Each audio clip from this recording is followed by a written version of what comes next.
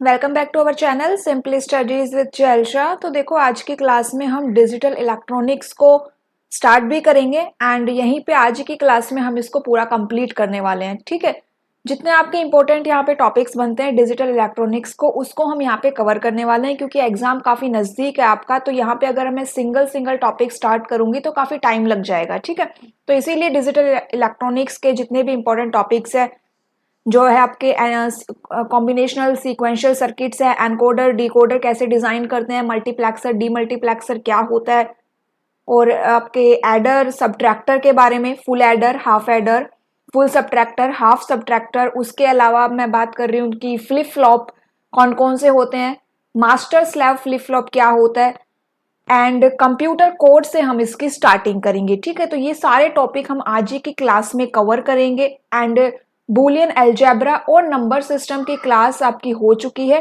सारे topics already cover हो चुके हैं। एमसीक्यूज को भी हमने डिस्कस कर लिया था, जो आपके बीपीएससी के एग्जाम में आए हुए क्वेश्चंस थे उनको हमने वहां पे डिस्कस किया था। ठीक है, इसके अलावा एक और मैं आपको बात बता दूं कि जितने भी स्टूडेंट्स बीपीएससी के लिए प्रिपरेशन कर रहे हैं ना, तो उनके एग्जाम में कंप्यूटर आर्किटेक्चर भी आता है। तो आर्किटेक्चर की क्लास साइड बाय साइड चल रही है। ठीक है, आर्किटेक्चर को हमने अभी कुछ दिन पहले ही स्टार्ट किया था एंड अभी तक आर्किटेक्चर के जितने भी टॉपिक्स हुए हैं ना, वो सारे वही टॉपिक्स है जो बीपीएससी के लिए भी इंपॉर्टेंट है। अगर मैं कहूँ कि addressing mode, types of register, interrupt, 8085 के बारे में ये, और इंस्ट्रक्शंस, एड्रेस फॉर्मेट, तो जितनी भी क्लासेस हुई है ना वो सारी बीपीएससी एग्जाम के लिए इंपॉर्टेंट है। ठीक है, तो कंप्यूटर आर्किटेक्चर की अभी एक दो क्लासेस और बची है जो आपके उसके बाद क्या हो जाएगा कि बीपीएससी के रिगार्डिंग अगर मैं बात करूं तो कंप्यूटर आर्किटेक्चर कंप्लीट हो जाएगा। ठीक है, तो अभी तक हमने कंप्यूटर फंडामेंटल कंप्लीट कर लिया है, बूलियन अलजेब्रा कंप्लीट कर लिया है, आज आपका डिजिटल इलेक्ट्रॉनिक्स भी कंप्लीट हो जाएगा एंड आर्किटेक्चर आपका एक दो दिन में कंप्लीट हो जाएगा। ठीक है, तो यहाँ पे कंप्यूटर आर्किटेक्चर और आपका माइक्रो प्रोसेसर है वो क्या हो गया, यहाँ पे माइक्रो प्रोसेसर, ये टॉपिक्स आपके क्या हो गए हैं, कंप्लीट हो गए हैं। ठीक है, एंड अगर आप देखोगे तो कंप्यूटर फंडामेंटल के जितने भी इंपॉर्टेंट एमसीक्यूज बनते हैं तो उनके लिंक मैंने आपको प्रोवाइड करवाए हैं, एक बार आप उनको देख लेना। ठीक है, गो थ्रू हो जाना। हम भी एमसीक्यूज करेंगे लेकिन एक बार हम सिलेबस कंप्लीट करने के बाद फिर एमसीक्यूज करेंगे,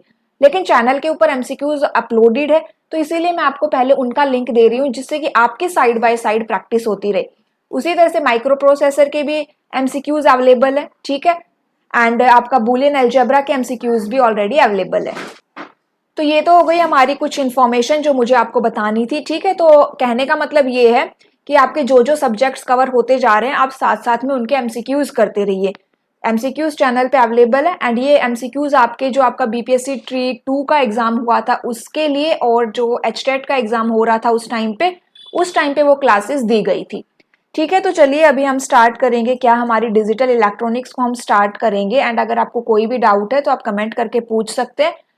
एंड आपका रहा नोट्स के बारे में अगर मैं बताऊं तो नोट्स अगर आपको चाहिए तो आप ले सकते हैं। ठीक है, यही जिस टाइप से जिससे भी मैं आपको अभी करवा रही हूँ वही सेम पीडीएफ आपको मिलेगी एंड ये मेरे हैंड रिटन नोट्स है। ठीक है, आपका पूरा सिलेबस यहाँ पे कवर हो जाता है, आपके टोटल 14 to 15 सब्जेक्ट्स के नोट्स आपको मिलेंगे विद पीडीएफ में आपको ये मिलेंगे। ठीक है, तो टेलीग्राम ग्रुप को ज्वाइन कर सकते हैं अगर आपको इसके रिगार्डिंग कोई भी इन्फॉर्मेशन चाहिए तो। अदरवाइज आपकी क्लासेस चल रही है, हम डेली आपकी जो बीपीएससी की है वो एक एक क्लासेस यहाँ पे कर रहे हैं। ठीक है, तो चलिए बातें हो गई बहुत एंड मेरा नाम है जैल्शा। ठीक है, तो चलिए अभी स्टार्ट करें हमारी क्लास। देखिए, सबसे पहले हमें ये पता होना चाहिए कि डिजिटल इलेक्ट्रॉनिक्स होता क्या है। तो डिजिटल इलेक्ट्रॉनिक्स वे सिस्टम होते हैं जिसके अंदर डिजिटल सिग्नल्स यूज होते हैं, ये आपको भी बड़े ही अच्छे से पता होगा। और दूसरी बात इसमें क्या पता होनी चाहिए हमें कि जो सबसे कॉमन यूनिट होती है, बेसिक यूनिट होती है एक डिजिटल इलेक्ट्रॉनिक्स की, वो क्या होती है, लॉजिक गेट होते हैं। लॉजिक गेट की क्लास भी आपको प्लेलिस्ट में अवेलेबल है, वहां से देख लीजिएगा। अब थर्ड पॉइंट देखिए कि बहुत सारे लॉजिक गेट्स को मिला के हम एक कॉम्प्लेक्स सिस्टम बना सकते हैं और इस कॉम्प्लेक्स सिस्टम को डिजिटल सर्किट बोल दिया जाता है। ठीक है, इतनी बात आपको समझ में आ गई, काफ़ी इजी सी है। अब यहाँ पे देखिए कि सिग्नल यहाँ पे 2 टाइप्स के होते हैं, एक होता है डिजिटल सिग्नल और दूसरा होता है एनालॉग सिग्नल। अब डिजिटल सिग्नल क्या होता है? डिजिटल सिग्नल जैसे यहाँ पे आपको दिखाई दे भी रहा है कि इस फॉर्म में अगर आपको दिखाई दे तो वो एक डिजिटल सिग्नल है, मतलब कि वो discrete set of wave forms में होगा। किस में होगा? यहाँ पे वो डिस्क्रीट सेट ऑफ वेव्स में फॉर्म्स में होगा। और जो एनालॉग सिग्नल है वो एक कॉन्टिन्यूअस सिग्नल होता है, जैसा कि हमें दिखाई दे रहा है। क्या होता है? वो एक कॉन्टिन्यूअस सिग्नल। अब बात कर ली जाए कंप्यूटर कोड्स के बारे में। तो कंप्यूटर कोड्स क्या होते हैं? देखिए, कोई भी नंबर या कोई लेटर जिसको हम किसी एक स्पेशल सिंबल या ग्रुप ऑफ सिंबल से रिप्रेजेंट करें, तो वो जो सिंबल है ना, ग्रुप ऑफ सिंबल, उसको क्या बोला जाता है? कोड बोला जाता है। और जब हम किसी नंबर या लेटर को किसी दूसरे नंबर में चेंज करेंगे तो हम क्या कर रहे हैं? वहाँ पे एनकोडिंग कर रहे हैं, मतलब कि वो नंबर या लेटर क्या हो गया? अब वो एनकोडेड हो गया है। ठीक है। और जो ग्रुप ऑफ सिंबल्स है वो क्या कहलाएंगे? वो कहलाएंगे कोड कहलाएंगे। इतनी बात आपको समझ आई कि जो नंबर्स या लेटर्स होते हैं उनको हम कुछ स्पेशल सिंबल्स से चेंज कर देते हैं, रिप्लेस कर देते हैं। अब अगर कंप्यूटर की बात की जाए तो वो डेटा या वो लेटर या सिंबल क्या होंगे? डिजिटल होंगे। और वो जो ग्रुप ऑफ सिंबल्स होंगे वो बिट्स होंगे। अब इन ग्रुप ऑफ बिट्स को क्या बोल दिया जाता है? बाइनरी कोड बोल दिया जाता है। इतनी बात हमें समझ आई कि कंप्यूटर कोड्स क्या होते हैं, जहाँ पे हम किसी भी डिजिटल डेटा को किसी नंबर ग्रुप ऑफ बिट्स के साथ रिप्लेस कर दे या चेंज कर दे। अब यहाँ पे देखो बाइनरी कोड क्या होता है। तो बाइनरी कोड भी 2 टाइप के होते हैं, एक होता है वेटेड कोड और दूसरा होता है अनवेटेड। वेटेड कोड जिसके पास कोई वेट दिया जाता है, कोई पोजिशनल वेट होता है, जैसे कि 8421, और ये भी 2 टाइप के होते हैं, एक होते हैं पॉजिटिव और एक होता है नेगेटिव। एग्जाम्पल दिया गया है 8421, 2421, 5211, ये सभी पॉजिटिव वेटेड कोड है। और अगर इनके वेट पूछे जाएं तो ये जो 5211, 2421, ये क्या है? ये इनके वेट है। अगर मैं यहाँ पे कहीं पे माइनस लगा दूँ 521 -1, तो मतलब ये क्या हो गया? नेगेटिव वेटेड कोड हो गया। अब नॉन वेटेड कोड या अनवेटेड कोड क्या होगा? जिसका कोई वेट ना दिया गया हो, जैसे XS3 कोड, ग्रे कोड, इनके क्या है? इनके आपके पास कोई वेट, पोजिशनल वेट नहीं दिए गए हैं। अब ये एक टेबल है यहाँ पे, binary code for decimal digits. अगर ये टेबल आपको अच्छे से समझ में आ जाए या फिर आप किसी शॉर्ट ट्रिक से इसको समझ ले तो ये टेबल हमें कन्वर्जन में काफ़ी हेल्पफुल रहने वाली है। तो देखिए यहाँ पे 0 to 9 डेसिमल डिजिट है, उनका 8421 या फिर BCD की फॉर्म में उनको कैसे रिप्रेजेंट किया गया है वो दिखाया गया है, जैसे 4 टाइम्स 0 0 0 1 1 0 1 1, इस तरह से दिखाई दे रहा है आपको। फिर आता है 2421 कोड, इसको भी हमने कैसे रिप्रेजेंट किया है, इसकी ट्रिक आप इस तरह से समझिए कि 0 को 0 रहने दीजिएगा, उसके बाद स्टार्टिंग के जो 1 to 4 है वो एज इट इज़ 8421 के हैं, बाकी क्या रहेंगे BCDEF के कोड को आपको यहाँ पे लिख देना है। उसके बाद अगर 284 -2 -1 की बात की जाए तो 0 सेम ही रहेगा। उसके बाद क्या करना है हमें, और जो सब देखिए इसके अंदर माइनस यूज़ हो रहा है तो मतलब माइनस की कोडिंग भी होगी। अब 0 सेम है, फिर 7 6 5 4 प्लस की वैल्यू लिख देनी है। उसके बाद -3 -2 -1 -0 की वैल्यू लिख दीजिएगा एंड लास्ट में -7। माइनस का मतलब क्या होता है कि जो लास्ट डिजिट है वो 1 रहेगी, बाकी जो कोडिंग सेम है वो सेम है। ये मेरी ट्रिक है, आपको अगर किसी और ट्रिक से समझ में आता है तो आप उससे भी इसको समझ सकते हैं। ठीक है, 7 6 5 4 की प्लस की वैल्यू, -3 -2 -1 -0 की नेगेटिव वैल्यू यहाँ पे लिखनी है। अब बात की जाए XS3 कोड की, तो XS3 कोड में क्या होता है कि जो BCD कोड है ना हमारा, उसके कोड में 3 की वैल्यू ऐड कर दी जाए।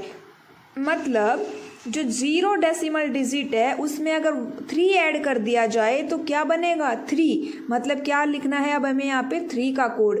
तो इसी तरह से 3 से सीरीज स्टार्ट करना, 3 4 5 6 7 8 9 10 11 12। बाकी यहाँ पे ग्रे कोड है। ग्रे कोड की क्या खासियत होती है कि ये एक बार में केवल एक ही बिट को चेंज करता है। ये हम आगे निकालना सीखेंगे भी, क्योंकि ये इसमें डिफरेंट कोड है, ऐसी कोई सीक्वेंस याद नहीं की जा सकती इसमें। अगर नहीं की जा सकती तो हम आगे निकाल भी सकते हैं। अब देखिए BCD कोड को बाइनरी कोडेड डेसिमल बोलते हैं, 0 to 9 तक होता है। 8421 कोड बोलते हैं, पॉजिटिव कोड है ये। एक सीक्वेंशियल कोड भी है क्योंकि एक सीक्वेंस होती है वहाँ पर। 4 बिट यहाँ पे यूज़ की जाती है एक डेसिमल नंबर को रिप्रेजेंट करने के लिए। और ये एक नेचुरल BCD कोड है क्योंकि इसके जो वेट है उसका सम क्या है 15 होता है। अननेचुरल BCD कोड जिसके वेट का सम 9 हो। ठीक है, नेचुरल सम 15 होना चाहिए और अननेचुरल 9 होना चाहिए। अब BCD टू डेसिमल कन्वर्जन काफ़ी अच्छे से नंबर कन्वर्जन की क्लास में वहाँ पे डिस्कस किया गया है। यहाँ पे भी एक बार हम थोड़ा सा देख लेते हैं। 786 का निकालना है तो टेबल में देख लीजिए 786 का कोड क्या है, और वहाँ पे टेबल से हम यहाँ पे डायरेक्टली उसको लिख सकते हैं। अगर ये डेसिमल टू BCD है, BCD टू डेसिमल भी ऐसे ही हो जाएगा। इसमें BCD नंबर के साइज की कोई लिमिट नहीं होती। अब यहाँ सेकंड देखो 2421 कोड। 2421 कोड एक पॉजिटिव वेटेड कोड है। ये अननेचुरल है, मतलब इनका सम क्या होगा 9। 2 + 4 + 2 + 1 कितना होता है 9 होता है। अगली मेन बात इसमें ये ध्यान रखिएगा कि ये एक सेल्फ कॉम्प्लीमेंटिंग कोड होता है। अब सेल्फ कॉम्प्लीमेंटिंग कोड क्या होता है, तो वो कोड जो 9th कॉम्प्लीमेंट प्रोवाइड करे हमें, कब, just by interchanging 1 and 0 in its equivalent 2421 code. इसको क्या समझिए, देखिए एक एग्जांपल के थ्रू। ये 786 का 2421 हम टेबल से यहाँ से लिख लेंगे डायरेक्ट वैल्यू। ठीक है, अब सेल्फ कॉम्प्लीमेंटिंग का मतलब समझिए कि 0 में अगर मैं 9 ऐड कर दूं तो मुझे 9 का कोड मिले। 1 + 8 कितना होता है 9, 2 + 7 कितना होता है 9, 3 + 6 कितना होता है 9, 4 + 5 कितना होता है 9। तो इसका क्या मतलब है कि अगर आप 0 के कोड की वैल्यू को चेंज कर दें, 0 को 1 में, 1 को 0 में इंटरचेंज कर दें, तो हमें किसकी वैल्यू मिलेगी, हमें 9 का कोड मिलेगा। अगर उसी तरह मैं 1 के कोड की वैल्यू इंटरचेंज कर दूं तो मुझे उसके कॉम्प्लीमेंट 8 की कोड हमें मिलेगा। अब यहाँ देखो कि जैसे 0010 का कोड है, इसकी वैल्यू अगर चेंज कर दी जाए 1011, मतलब 1101, ये किसका कोड है 2 + 7 किसका कोड होना चाहिए, ये 7 का कोड होना चाहिए। तो देखिए यहाँ पे ये 7 का कोड है। उसी तरह अगर 3 की वैल्यू में अगर हम चेंज करें तो 3 + कितना आएगा 6, तो 3 की वैल्यू चेंज करेंगे तो किसका कोड मिलेगा, हमें 6 का मिलेगा। अगर हम अब यहाँ पे देखिए कितनी वैल्यू ऐड करनी है, हमें 9 मिलना चाहिए। सेल्फ कॉम्प्लीमेंटिंग का मतलब ही यही है कि हमें 9 मिलना चाहिए। इतनी बात आपको समझ में आ गई।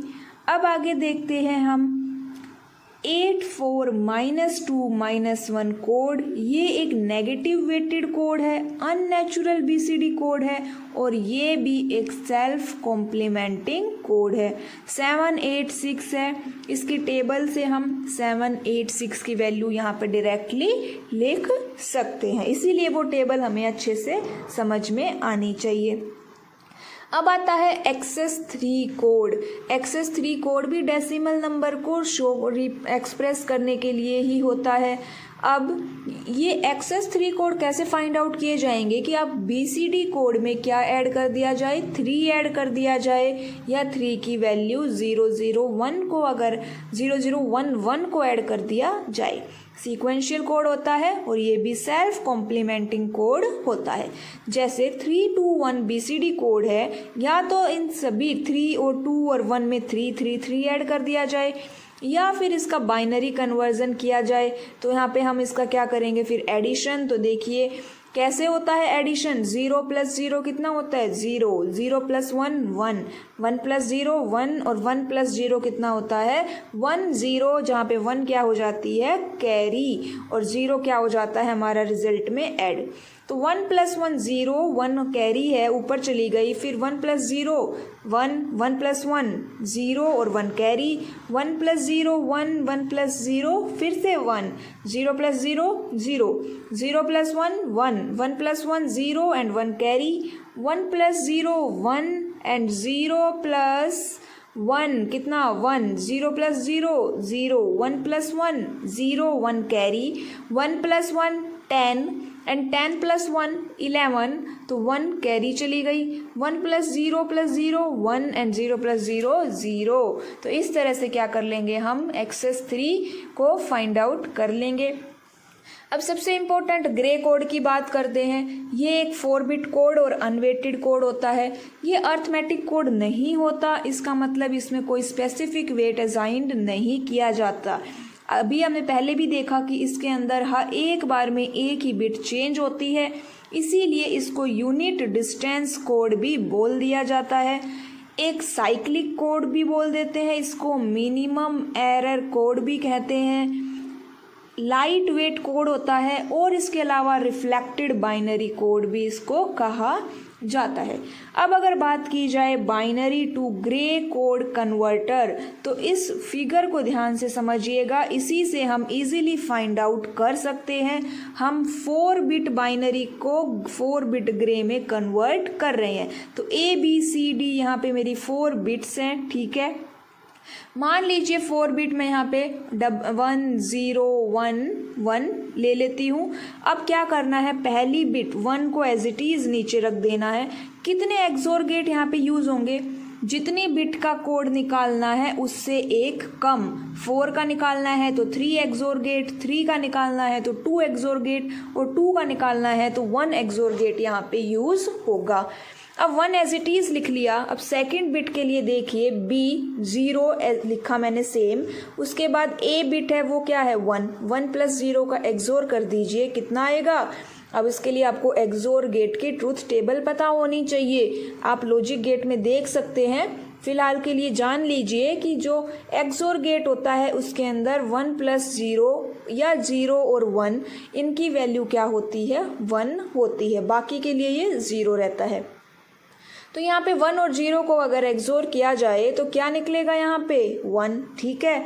उसके बाद C बिट के लिए देखिए 1 एज इट इज़ लिखा, और B की वैल्यू यहाँ पे क्या कर दी C के साथ सम कर दिया, एक्सोर कर दिया, कितना आएगा 1। फिर यहाँ पे D की वैल्यू को रखिए और D की वैल्यू को C के साथ क्या कर दीजिए एक्सोर गेट, क्या होगा यहाँ पे 0। तो मतलब क्या करना है, हमें प्रीवियस इनपुट को नेक्स्ट इनपुट के साथ एक्सोर करना है। दूसरा एग्जाम्पल देखिए यहाँ पे 0 1 0 1, तो 0 एज इट इज लिखा, 0 + 1 कितना हो जाएगा 1, फिर 1 + 0 कितना हो जाएगा 1, क्योंकि प्रीवियस इनपुट ऐड हो रही है, ये बात याद रखिएगा। और 0 एक्सोर 1 कितना हो जाएगा यहाँ पे 1, ठीक है। इस तरह से हम बाइनरी टू ग्रे कोड कर सकते हैं। अब अगर ग्रे टू बाइनरी की बात हो तो सेम फिगर है, बस क्या डिफरेंस है देखिएगा। 4 बिट है, यहाँ पे कोई 4 बिट ले लेते हैं हम कोई भी, जैसे मैंने माना 1 1 1 1, ठीक है। चारों बार 1 मैंने लिखा, 1 यहाँ पे सेम नीचे लिख दीजिए पहली बिट को। सेकंड बिट के लिए क्या कीजिएगा 1 और प्रीवियस आउटपुट को ऐड करना है, जो क्या थी 1, 1 एक्सोर 1 0, फिर 1 और प्रीवियस आउटपुट क्या है 0, तो 0 एक्सोर 1 कितना हो जाएगा 0 एक्सोर 1 1 हो जाएगा, और 1 एक्सोर 1 कितना था 0। अब फिर से 1 और 1 प्रीवियस आउटपुट 1 एक्सोर 1 0। तो हमें क्या पता चला कि हमें इसके अंदर प्रीवियस आउटपुट को ऐड करना है। किसको ऐड करना है, प्रीवियस आउटपुट। एक और एग्जांपल देखिए 1011, तो 1 एज इट इज लिखना है, उसके बाद 0 में प्रीवियस आउटपुट को एक्सोर कर दीजिए, क्या आएगा 1, फिर 1 में प्रीवियस आउटपुट 1 को एक्सोर कर दीजिए 0, उसके बाद प्रीवियस आउटपुट 0 को 1 में एक्सोर कर दीजिए 1। तो दोनों में क्या डिफरेंस है? अगर आप बाइनरी टू ग्रे करते हो तो हम प्रीवियस इनपुट को ऐड करते हैं, और अगर आप ग्रे टू बाइनरी कर रहे हैं तो आप प्रीवियस आउटपुट को ऐड कर रहे हैं। ठीक है। ASCII code, American standard code for information interchange, ये अल्फान्यूमेरिक कोड होता है, कैरेक्टर एनकोडिंग मेथड टाइप्स का होता है 7 बिट और 8 बिट। अगर 7 बिट है तो मतलब 128 कैरेक्टर को शो करता है, और अगर 8 बिट है तो 256 कैरेक्टर को शो करता है। इसमें जो 0 से लेके 127 है वो bit as it is ASCII 7 bit के होती है। ठीक है। EBCDIC extended binary coded decimal interchange code, ये भी कैरेक्टर कोडिंग स्कीम है, 8 बिट की होती है, मतलब 256 कैरेक्टर को अलाउ करती है। उसके अलावा ये IBM ने डेवलप की थी। यहाँ पे देखिएगा लोअर केस a जो है is less than upper case a in EBCDIC, लेकिन जो लोअर केस a की वैल्यू अपर केस a से ग्रेटर होती है इन आस्की कोड। अब a की कितनी होती है लोअर केस a की आस्की कोड में 97, और कैपिटल A की कितनी होती है 65। उसके अलावा जो न्यूमेरिक कैरेक्टर होते हैं वो लेस देन होते हैं एनी अल्फ़ाबेटिक लेटर इन आस्की, लेकिन EBCDIC में वो ग्रेटर होते हैं। आस्की कोड में जो ये A to Z होती है ये सीरीज कॉन्टिन्यूअस होती है, लेकिन EBCDIC में इनमें कुछ लेटर्स के बीच में क्या होता है, गैप होता है।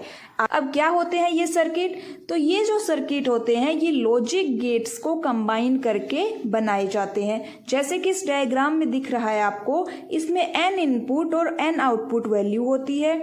जो आउटपुट होती है हमारी वो केवल करंट कॉम्बिनेशन ऑफ इनपुट पर ही डिपेंड करती है, कोई बैकअप नहीं होता इसमें, ना ही कोई प्रीवियस मेमोरी स्टोर की जाती है। प्रेजेंट स्टेट जो होती है वो प्रीवियस से इफेक्ट नहीं करती, इफेक्टेड नहीं होती। n इनपुट के लिए n आउटपुट मिलती है हमें, और ये जो n इनपुट है ये किसी एक्सटर्नल सोर्स से आती है, तो ये जो m आउटपुट है ये भी किसी एक्सटर्नल सोर्स डेस्टिनेशन पे जाती है। ये external source destination storage register भी हो सकते हैं। क्या क्या कंपोनेंट होते हैं? इनपुट वेरिएबल, आउटपुट वेरिएबल और लॉजिक गेट। चलिए अब देखते हैं सीक्वेंशियल सर्किट क्या होता है। सीक्वेंशियल सर्किट वे सर्किट होते हैं जिसके अंदर जो आउटपुट होती है हमारी वो प्रीवियस पे भी डिपेंड करती है, मतलब कि करंट इनपुट के साथ साथ वो प्रीवियस स्टेट पे भी डिपेंड करेगी, और इस प्रीवियस स्टेट को हमें कहीं ना कहीं स्टोर करना पड़ेगा, इसीलिए इसमें मेमोरी एलिमेंट्स की भी रिक्वायरमेंट होती है। 2 टाइप के सर्किट होते हैं, देखिए एक होता है फाइनाइट स्टेट मशीन और एक होता है सिंक्रोनियस सीक्वेंशियल सर्किट। ये जो फाइनाइट स्टेट मशीन है, आपने थ्योरी ऑफ कंप्यूटेशन जो हमारे सिलेबस में गिवन है उसके अंदर भी ये फाइनाइट स्टेट मशीन आपने पढ़ा होगा। फाइनाइट स्टेट मशीन के अंदर लिमिटेड नंबर ऑफ स्टेट्स होती है जो कि स्टेट मशीन और कंट्रोल सिस्टम्स को इम्प्लीमेंट करने में यूज होती है। सिंक्रोनियस सीक्वेंशियल सर्किट जो होते हैं इसके अंदर इनफाइनाइट नंबर ऑफ स्टेट्स होती है, मतलब कितनी भी स्टेट हो सकती है, लेकिन फाइनाइट स्टेट मशीन के अंदर लिमिटेड नंबर ऑफ स्टेट्स ही होती है। जो सिंक्रोनियस होते हैं वो टाइमर्स, काउंटर्स, मेमोरी एलिमेंट, इन सब को इम्प्लीमेंट करने में यूज होते हैं। ये ब्लॉक डायग्राम है सीक्वेंशियल का। इसमें देखिए combinational circuit plus memory elements को मिला दिया जाए तो सीक्वेंशियल सर्किट बन जाता है। कॉम्बिनेशनल में 2 इनपुट दी हमने और 2 आउटपुट हमें मिली। अब इसमें एक मेमोरी एलिमेंट होता है जो क्या करेगा, हमारी स्टेट को स्टोर करेगा। इसने यहाँ पे स्टेट को स्टोर किया और ये स्टेट जो है आगे जाके क्या बन जाती है, इनपुट बन जाती है। जो मेमोरी एलिमेंट होते हैं वो क्या होते हैं, वो फ्लिप फ्लॉप के हेल्प से हम इम्प्लीमेंट कर सकते हैं, और मेमोरी एलिमेंट जो है वो बाइनरी इंफॉर्मेशन को स्टोर करते हैं। लैच भी एक मेमोरी एलिमेंट है जो केवल 1 बिट ऑफ इंफॉर्मेशन को ही स्टोर करता है। एक्सटर्नल इनपुट जो थी हमारे डायग्राम में वो सर्किट के द्वारा कंट्रोल नहीं की जा सकती, लेकिन जो इंटरनल इनपुट है हमारी वो क्या है, वो प्रीवियस आउटपुट स्टेट का फंक्शन है। सीक्वेंशियल सर्किट दो टाइप के होते हैं, एसिंक्रोनियस और सिंक्रोनियस। एसिंक्रोनियस में सिंपल इनपुट और आउटपुट होती है, कोई क्लॉक सिग्नल यहाँ पे यूज नहीं होता, ये फास्टर होते हैं। अगर आपका सर्किट में जो आप डिजाइन कर रहे हैं वहां पे स्पीड इंपॉर्टेंट है, तब हम इन एसिंक्रोनियस सर्किट को यूज करते हैं। डिफिकल्ट होते हैं डिजाइन करने में, आउटपुट भी अनसर्टेन होती है। सिंक्रोनियस क्या होता है, यहाँ पे क्लॉक भी गिवन होती है। सिंक्रोनियस सर्किट में क्लॉक गिवन होती है, ये स्लो होते हैं और ये सिंक्रोनियस काउंटर, फ्लिप फ्लॉप्स, मूरे मिले मशीन, रजिस्टर, रैम और अदर स्टेट जो रिमेनिंग मशीन्स है उनमें यूज किए जाते हैं। यहाँ पे जो एक क्लॉक पल्स होती है जिसकी स्टेट इमीडिएटली चेंज हो जाती है, कब, when there is a change in input signal. Advantage क्या है, टाइमिंग और सिंक्रोनाइजेशन को इम्प्लीमेंट करने में यूज होता है, जिससे कि रियल टाइम कंट्रोल एप्लीकेशंस बनाई जा सके, और एरर डिटेक्शन सर्किट भी डिजाइन करने में यूज होता है। डिसएडवांटेज क्या है, ये कॉम्प्लेक्स होते हैं, टेस्टिंग डीबगिंग भी डिफिकल्ट है, टाइमिंग कंस्ट्रेंट भी यहाँ पे इंपॉर्टेंट है। ठीक है, अब बात कर ली जाए कॉम्बिनेशनल वर्सेस सीक्वेंशियल। तो कॉम्बिनेशनल में जो आउटपुट है वो केवल प्रेजेंट पे डिपेंड करती है, उसमें दोनों पे।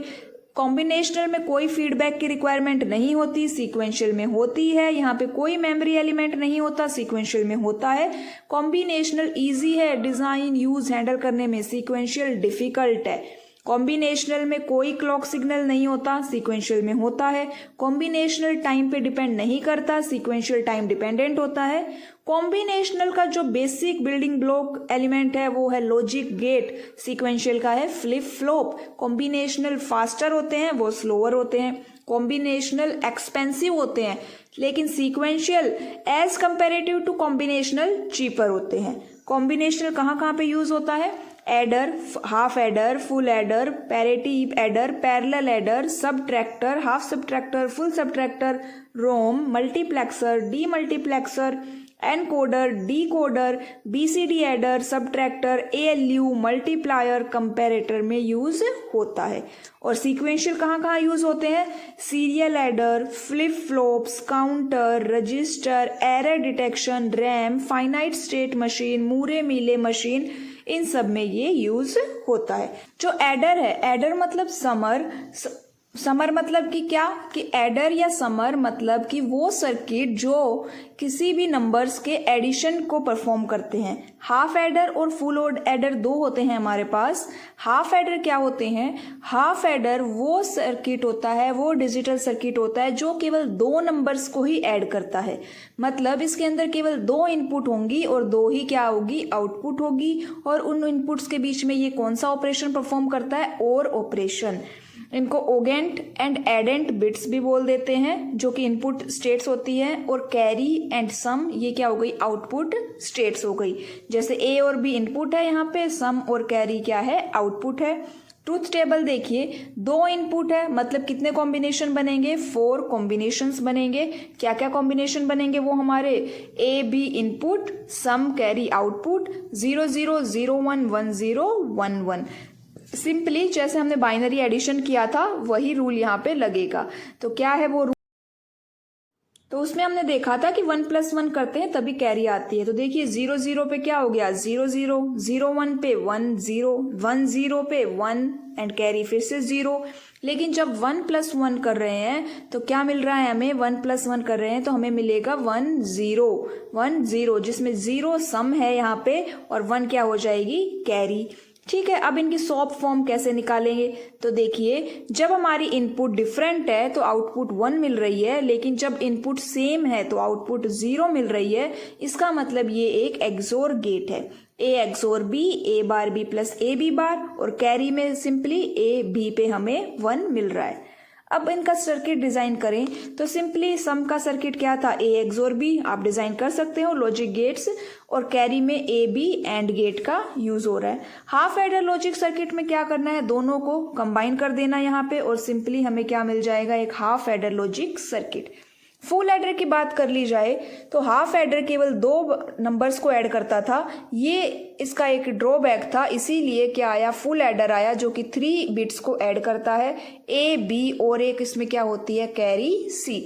जो सी होती है यहाँ पे, C is representing carry from previous significant position. ठीक है, 3 इनपुट और लेकिन आउटपुट कितनी, 2, ओनली 2 आउटपुट ही रहेगी, सम और कैरी। जैसे ए बी इनपुट और सी इन एक इनपुट, सम और कैरी क्या हो गई यहाँ पे, आउटपुट। ट्रूथ टेबल देखिए, 3 इनपुट है तो मतलब कितने कॉम्बिनेशन बनेंगे, यहाँ पे 8 कॉम्बिनेशन बनेंगे। 8 कॉम्बिनेशन क्या क्या बनेंगे, वो यहाँ पे ए बी सी इन सम और कैरी के 0 0 0 0 0 1 0 1 0 0 1 1 1 0 0 1 0 1 1 1 0 और 1 ये कॉम्बिनेशंस बन जाएंगे। अब हमें इन पे जो एडिशन करना है, आप इसी सीक्वेंस में करना कि पहले a प्लस बी को ऐड करना, उसके बाद जो आउटपुट आएगी उसके अंदर सी इन थर्ड इनपुट को ऐड करना। अगर आपने सीक्वेंस चेंज करी तो आउटपुट में आपकी गलती हो सकती है। ठीक है, जैसे हम एक यहाँ पे आउटपुट निकाल के देखें कि 0 + 0 0 0 + 0 0, ये तो 0 ही रहेगा दोनों में। लेकिन दूसरी देखिए, 0 + 0 क्या होगा यहाँ पे, 0 और 0 + 1 क्या होगा, 1, तो कैरी 0 हो गई। नेक्स्ट में 0 + 1 कितना हुआ, 1 और 1 + 0 कितना हुआ, 1। उसके बाद अगले वाले में 0 + 1 1, 1 + 1 कितना हो गया, 10, तो 0 सम में चला गया और 1 कैरी में। नेक्स्ट में भी 1 + 0 1, 1 + 0 1, 1 + 0 1 एंड 1 + 1 कितना हो गया, 10। फिर उसके बाद 1 + 1 कितना हो गया, 10 और यहाँ पे 0 + 0 0 और ये 1 कहाँ चली गई, कैरी में। 1 + 1 10 एंड 10 + 1 11, तो 1 1 यहाँ पे हो जाएगा। ठीक है, जिसमें कैरी नहीं आ रही है वहां पे 0 लिख देना है। सॉप फॉर्म निकालनी है यहाँ पे, तो के मैप हमने डिजाइन करना सीखा था। 3 वेरिएबल का यहाँ पे के मैप आपको एक डिजाइन करना है। मैं यहाँ पे डिजाइन करना नहीं सिखाऊंगी, हमने, अगर आपको कोई इशू है तो आप के मैप वाली क्लास देख सकते हैं। सिंपली यहाँ पे देखिए, सम की आउटपुट जहां जहां पे भी 1 है ना, उस कॉम्बिनेशन को यहाँ पे चूज कर लीजिए। तो यहाँ पे देखिए, मैंने सम की आउटपुट जहां जहां 1 है उसको मैंने सर्कल कर दिया है। तो यहाँ पे 4 बार सम की आउटपुट 1 मिली है मुझे, तो मैंने 4 बार यहाँ पे सर्कल किया। अब ये जो कॉम्बिनेशन मिला है इनपुट का, इस इनपुट के कॉम्बिनेशन को मुझे अपने के मैप के अंदर चेक करना है और वहीं पे क्या लिख देना है, 1 लिख देना है। ठीक है, एक्स्ट्रा रब कर देती हूँ ताकि आपको थोड़ा सा इजी रहे देखने में। तो यहाँ पे लास्ट वाली क्या थी, मेरी 1 थी, उसको क्या कर दिया, सर्कल। अब इन कॉम्बिनेशन को मुझे, पहला कॉम्बिनेशन क्या है, 0 0 1, ए बी सी की वैल्यू क्या है, 0 0 1, तो यहाँ पे देखिए A 0 0 1, यहाँ पे क्या लिख देना है, 1। ऐसे ही बाकी सब में भी आप 1 कर दीजिएगा। सेम इसी तरह कैरी में कहाँ पे 1 1 है वो देख लीजिए और उनका कॉम्बिनेशन यहाँ पे ढूंढिए और उनमें क्या कर दीजिए, 1 लिख दीजिए। सेकेंड स्टेप यहाँ पे क्या होता था, हमें ग्रुप बनाना था। आपको ग्रुप बनाना भी आता है क्योंकि आपने के मैप अच्छे से डिजाइन करना सीख लिया है। तो यहाँ पे मैंने ग्रुपिंग कर दी है। सम में कोई ग्रुप नहीं बन रहा था, इसीलिए सिंगल ग्रुप बने हैं और कैरी के अंदर 3 ग्रुप बनते हैं। यहाँ पे 3 ग्रुप बन गए। अब इन ग्रुप की क्या लिख देनी है, हमें जो भी हमारा एक्सप्रेशन से वैल्यू फाइंड आउट हो रही है वो लिख देनी है आपको। तो सम की वैल्यू ये निकल जाएगी आपके पास और इसको शॉर्ट फॉर्म में लिख सकते हो A XOR B XOR C इन। ऐसे ही कैरी की आउटपुट भी आप निकाल सकते हैं, BC + AC + AB। ये सिंपली के मैप ही है आपका। ठीक है, अब इसका सर्किट डिजाइन कर लेना है फुल एडर का। देखिए, A XOR B XOR C इन, मतलब कितने XOR गेट चाहिए, 2 XOR गेट। तो यहाँ पे 2 XOR गेट हो गए, हमने डिजाइन कर दिए। A XOR B इनपुट चली गई उसमें और थर्ड इनपुट C इन, क्या मिल जाएगा हमें, सम। कैरी के अंदर कितने एंड गेट चाहिए, 3 एंड गेट की रिक्वायरमेंट है। 3 एंड गेट ले लीजिए, उनको उनकी इनपुट मिल जाएगी जो चाहिए और फिर उन सब का क्या कर देना है, हमें XOR कर देना है। अब फुल एडर को हमें हाफ एडर की हेल्प से बनाना है। तो कितने हाफ एडर चाहिएंगे, 2 हाफ एडर की रिक्वायरमेंट होती है एक फुल एडर बनाने के लिए। तो देख लीजिए, एक हाफ एडर को 2 इनपुट दे दी, वो 2 आउटपुट देगा। दूसरे हाफ एडर भी ऐसे ही इनपुट लेगा और 2 आउटपुट देगा, वो सम मिल जाएगा। अगर आपको कैरी चाहिए तो कैरी, दोनों हाफ एडर की कैरी को क्या कर दीजिए, ओरिंग, और हमें एक फाइनल कैरी यहाँ पे मिल जाएगी। ठीक है, इस तरह से हम एक हाफ एडर की हेल्प से डिजाइन कर सकते हैं। स्पीड हमारी थोड़ी सी इसमें फास्ट रहती है क्योंकि काफ़ी इजी से टॉपिक है, आप इजीली समझ सकते हो। चलिए स्टार्ट करते हैं। हाफ सब्ट्रैक्टर क्या होता है? जो दो नंबर को सब्ट्रैक्ट करने के लिए डिज़ाइन किए जाते हैं। इनमें दो इनपुट और दो ही आउटपुट होती है। ए बी जैसे यहाँ पे इनपुट है और डिफरेंस एंड बोरो क्या है, यहाँ पे दो आउटपुट है। ठीक है, अब इसकी ट्रूथ टेबल अगर हमें डिज़ाइन करनी है तो दो इनपुट है, मतलब कितने कॉम्बिनेशंस बनेंगे? यहाँ पे 4 कॉम्बिनेशंस बनेंगे ट्रूथ टेबल में। तो यहाँ पे हम ट्रूथ टेबल को डिज़ाइन करेंगे input and output. A B हमारी इनपुट है, डिफरेंस एंड बोरो क्या है? आउटपुट। 0 0 0 1 1 0 1 1। जैसे हमने बाइनरी सब्ट्रैक्शन किया था सेम वही कॉन्सेप्ट यहाँ पे यूज़ हो रहा है। 0 - 0 करेंगे तो 0 0 आएगा, 0 - 1 करेंगे तो 1 1 आएगा, 1 0 करेंगे तो 1 0 आएगा एंड 1 - 1 करेंगे तो 0 0 आएगा। ठीक है, इसकी एसओपी फॉर्म कैसे लिख सकते हैं? तो यहाँ पे देखिए, जब इनपुट डिफरेंट है तो यहाँ पे 1 मिल रहा है और अगर इनपुट सेम है तो हमें 0 मिल रहा है। इसका मतलब ये एक एक्सोर गेट है, ए एक्सोर बी। बोरो के लिए क्या है? बोरो कब 1 दे रहा है हमें? बोरो दे रहा है ए बार और बी पर। कंस्ट्रक्शन करते हैं इस सर्किट की, तो देखिए एक एक्सोर गेट डिजाइन कर लीजिए पहले, फिर उसके बाद बोरो का सर्किट डिजाइन कर लीजिए। ये जो सर्कल है ये नोट गेट को रिप्रेजेंट करता है।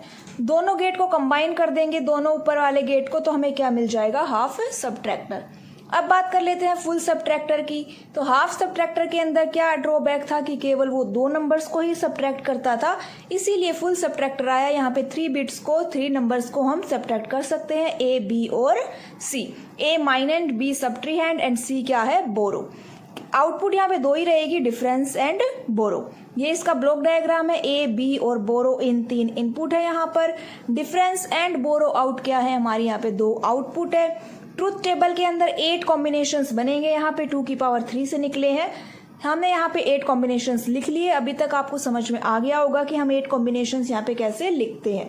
अब यहाँ पे देखिए आउटपुट निकालनी है, डिफरेंस एंड बोरो आउट। यहाँ पे आप पैटर्न फॉलो कीजिएगा, पहले ए माइनस बी फाइंड आउट कीजिएगा, उसके बाद जो रिजल्ट आता है उसको बोरो इन मतलब कि थर्ड इनपुट के साथ माइनस कीजिएगा। सीक्वेंस चेंज करेंगे तो आपकी आउटपुट गलत आएगी। ठीक है, ए माइनस बी पहले, फिर माइनस में थर्ड इनपुट। अब यहाँ पे आप देख सकते हो, आप बाइनरी सब्ट्रैक्शन आप सीख चुके हो, लास्ट क्लास में हमने सीखा था बाइनरी सब्ट्रैक्शन। आप इजीली ये ट्रूथ टेबल डिजाइन कर लोगे। अब अगर हम बात करें सॉप फॉर्म, तो सॉप फॉर्म आप किसकी हेल्प से निकाल सकते हो? के मैप की हेल्प से। के मैप हमने डिजाइन करना सीखा है। 3 वेरिएबल का यहाँ पे के मैप डिजाइन किया गया है। देखिएगा डिफरेंस के अंदर जहां जहां आपको 1 मिल रहा है वो 1 किन इनपुट के कॉम्बिनेशन पे मिल रहा है वो फाइंड आउट कर लीजिए। फिर वो कॉम्बिनेशन आप अपने के मैप में देखिए आपको कहाँ मिलता है एंड वहां पे आप 1 को एंटर करवा दीजिए। सेम वैसे ही आप बोरो आउट के लिए के मैप डिजाइन कीजिए। 1 1 मुझे जहां जहां पर मिल रहा है वहां की इनपुट देख लीजिए और वो इनपुट के कॉम्बिनेशंस आप अपने के मैप में ढूंढिए एंड वहां पे 1 की एंट्री हो जाएगी। उसके बाद आपको ग्रुपिंग करनी है। ठीक है, ग्रुपिंग करने के बाद क्या कर लेना है आपको? अपनी जो सॉप फॉर्म है वो फाइंड आउट हो जाएगी। यहाँ पे 3 ग्रुप बने हैं, वहां पे 4 ग्रुप बने हैं। अगर आपने के मैप अच्छे से डिजाइन करना सीखा है तो आप इनकी ग्रुपिंग करके ये फाइंड आउट कर सकते हैं। एक्सप्रेशन देखिए, जैसे कि A bar B in plus A bar B in plus A B bar B in bar plus A B C, इसको ए एक्सोर बी इन भी लिख सकते हैं। बोरो आउट कैसे निकलेगा? ऊपर आप देखिए, बोरो आउट के लिए फर्स्ट ग्रुप में ए बार है, उसके बाद बी इन है, बी इन में कॉमन क्या था? वहां पे बी इन। ठीक है, अगर 2 इनपुट मिलती है तो वहां पे कॉमन फाइंड आउट करना होता है। कंस्ट्रक्शन कर सकते हैं, 2 हाफ सब्ट्रैक्टर मिला के आप एक फुल सब्ट्रैक्टर बना सकते हो। यहाँ पे एक हाफ सब्ट्रैक्टर की आउटपुट दूसरे हाफ सब्ट्रैक्टर की क्या बन जाती है? इनपुट बन जाती है।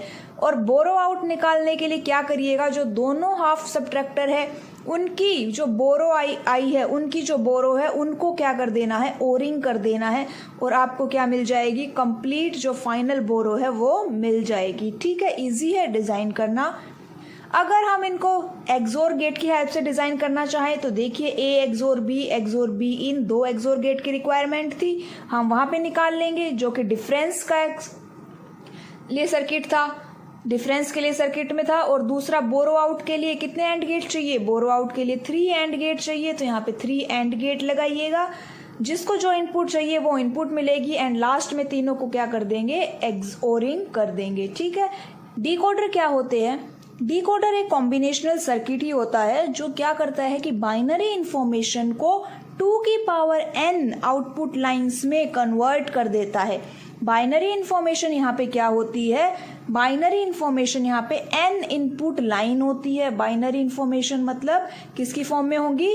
n इनपुट लाइंस की फॉर्म में होती है और जो आउटपुट है वो 2 की पावर n की फॉर्म में हमें मिलती है। मतलब डिकोडर को कैसे रिप्रेजेंट कर सकते हैं? n मल्टीप्लाई 2 की पावर n। एक टाइम पे केवल एक ही इनपुट लाइन एक्टिवेट होती है। ये इसका ब्लॉक डायग्राम है n इनपुट के लिए 2 की पावर n आउटपुट्स। ये डिफरेंट टाइप्स के थ्री डिकोडर है जो हम बनाना सीखेंगे। आज देखेंगे हम 2 to 4 लाइन डिकोडर। अब इसमें देखिए 2 मतलब कि यहाँ पे 2 इनपुट है जो कि A0 और A1 है। E एनेबल इनपुट आउटपुट कितनी है? यहाँ पे 4 होंगी, Y0, Y1, Y2, Y3। याद रखिएगा कि जो एनेबल इनपुट अगर 0 है तो कोई आउटपुट जनरेट नहीं होगी। एनेबल इनपुट अगर 1 है तभी उन 4 आउटपुट में कोई एक आउटपुट 1 होगी। ये ब्लॉक डायग्राम है जहाँ पे एनेबल इनपुट है A0, A1, यहाँ पे इनपुट 2 इनपुट और है। उसके अलावा Y0 से Y3 तक क्या है? आउटपुट गिवन है। ट्रूथ टेबल कैसे बनाएंगे हम यहाँ पे? तो देखिएगा ट्रूथ टेबल 3 इनपुट्स और 4 आउटपुट के लिए 0 है तो कोई आउटपुट जनरेट नहीं होगी, 1 है तो यहाँ पे 4 कॉम्बिनेशंस बनते हैं 0 0 0 1 1 0 1 1। क्या करिएगा? Y0 से स्टार्ट करिएगा 1 लिखना और डायगनली 1 लिखते जाना, 1 1 1 1। ठीक है, बाकी सब में 0 लिख देना। लॉजिकल एक्सप्रेशंस कैसे फाइंड आउट होगा? Y3 का निकालना है। देखिए Y3 1 कहाँ पर हुआ? E A0 A1। Y2 कब 1 है? Y2 है E A0 A1 बार और Y1 कब है? Y1 के लिए है E A0 बार A1 और Y0 कब है? Y0 के लिए है यहाँ पे E A0 बार A1 बार। लॉजिकल सर्किट के लिए देखिए यहाँ पे 4 एंड गेट की जरूरत पड़ेगी हमें। कितने एंड गेट चाहिए? यहाँ पे 4 एंड गेट। कितने इनपुट चाहिए? यहाँ पे 3 इनपुट है, A0 A1 और एक है E एनेबल इनपुट। आउटपुट कितनी है? 4। तो 4 एंड गेट लगाइएगा, 3 इनपुट लाइंस ड्रॉ करिएगा एंड जिसके लिए जो एक्सप्रेशन बन रहा है उसके लिए वो उसको इनपुट दे देनी है। जैसे E, यहाँ पे E दे दिया, फिर उसके बाद A0 एंड फिर A1। कौन सी आउटपुट जनरेट होगी? Y3।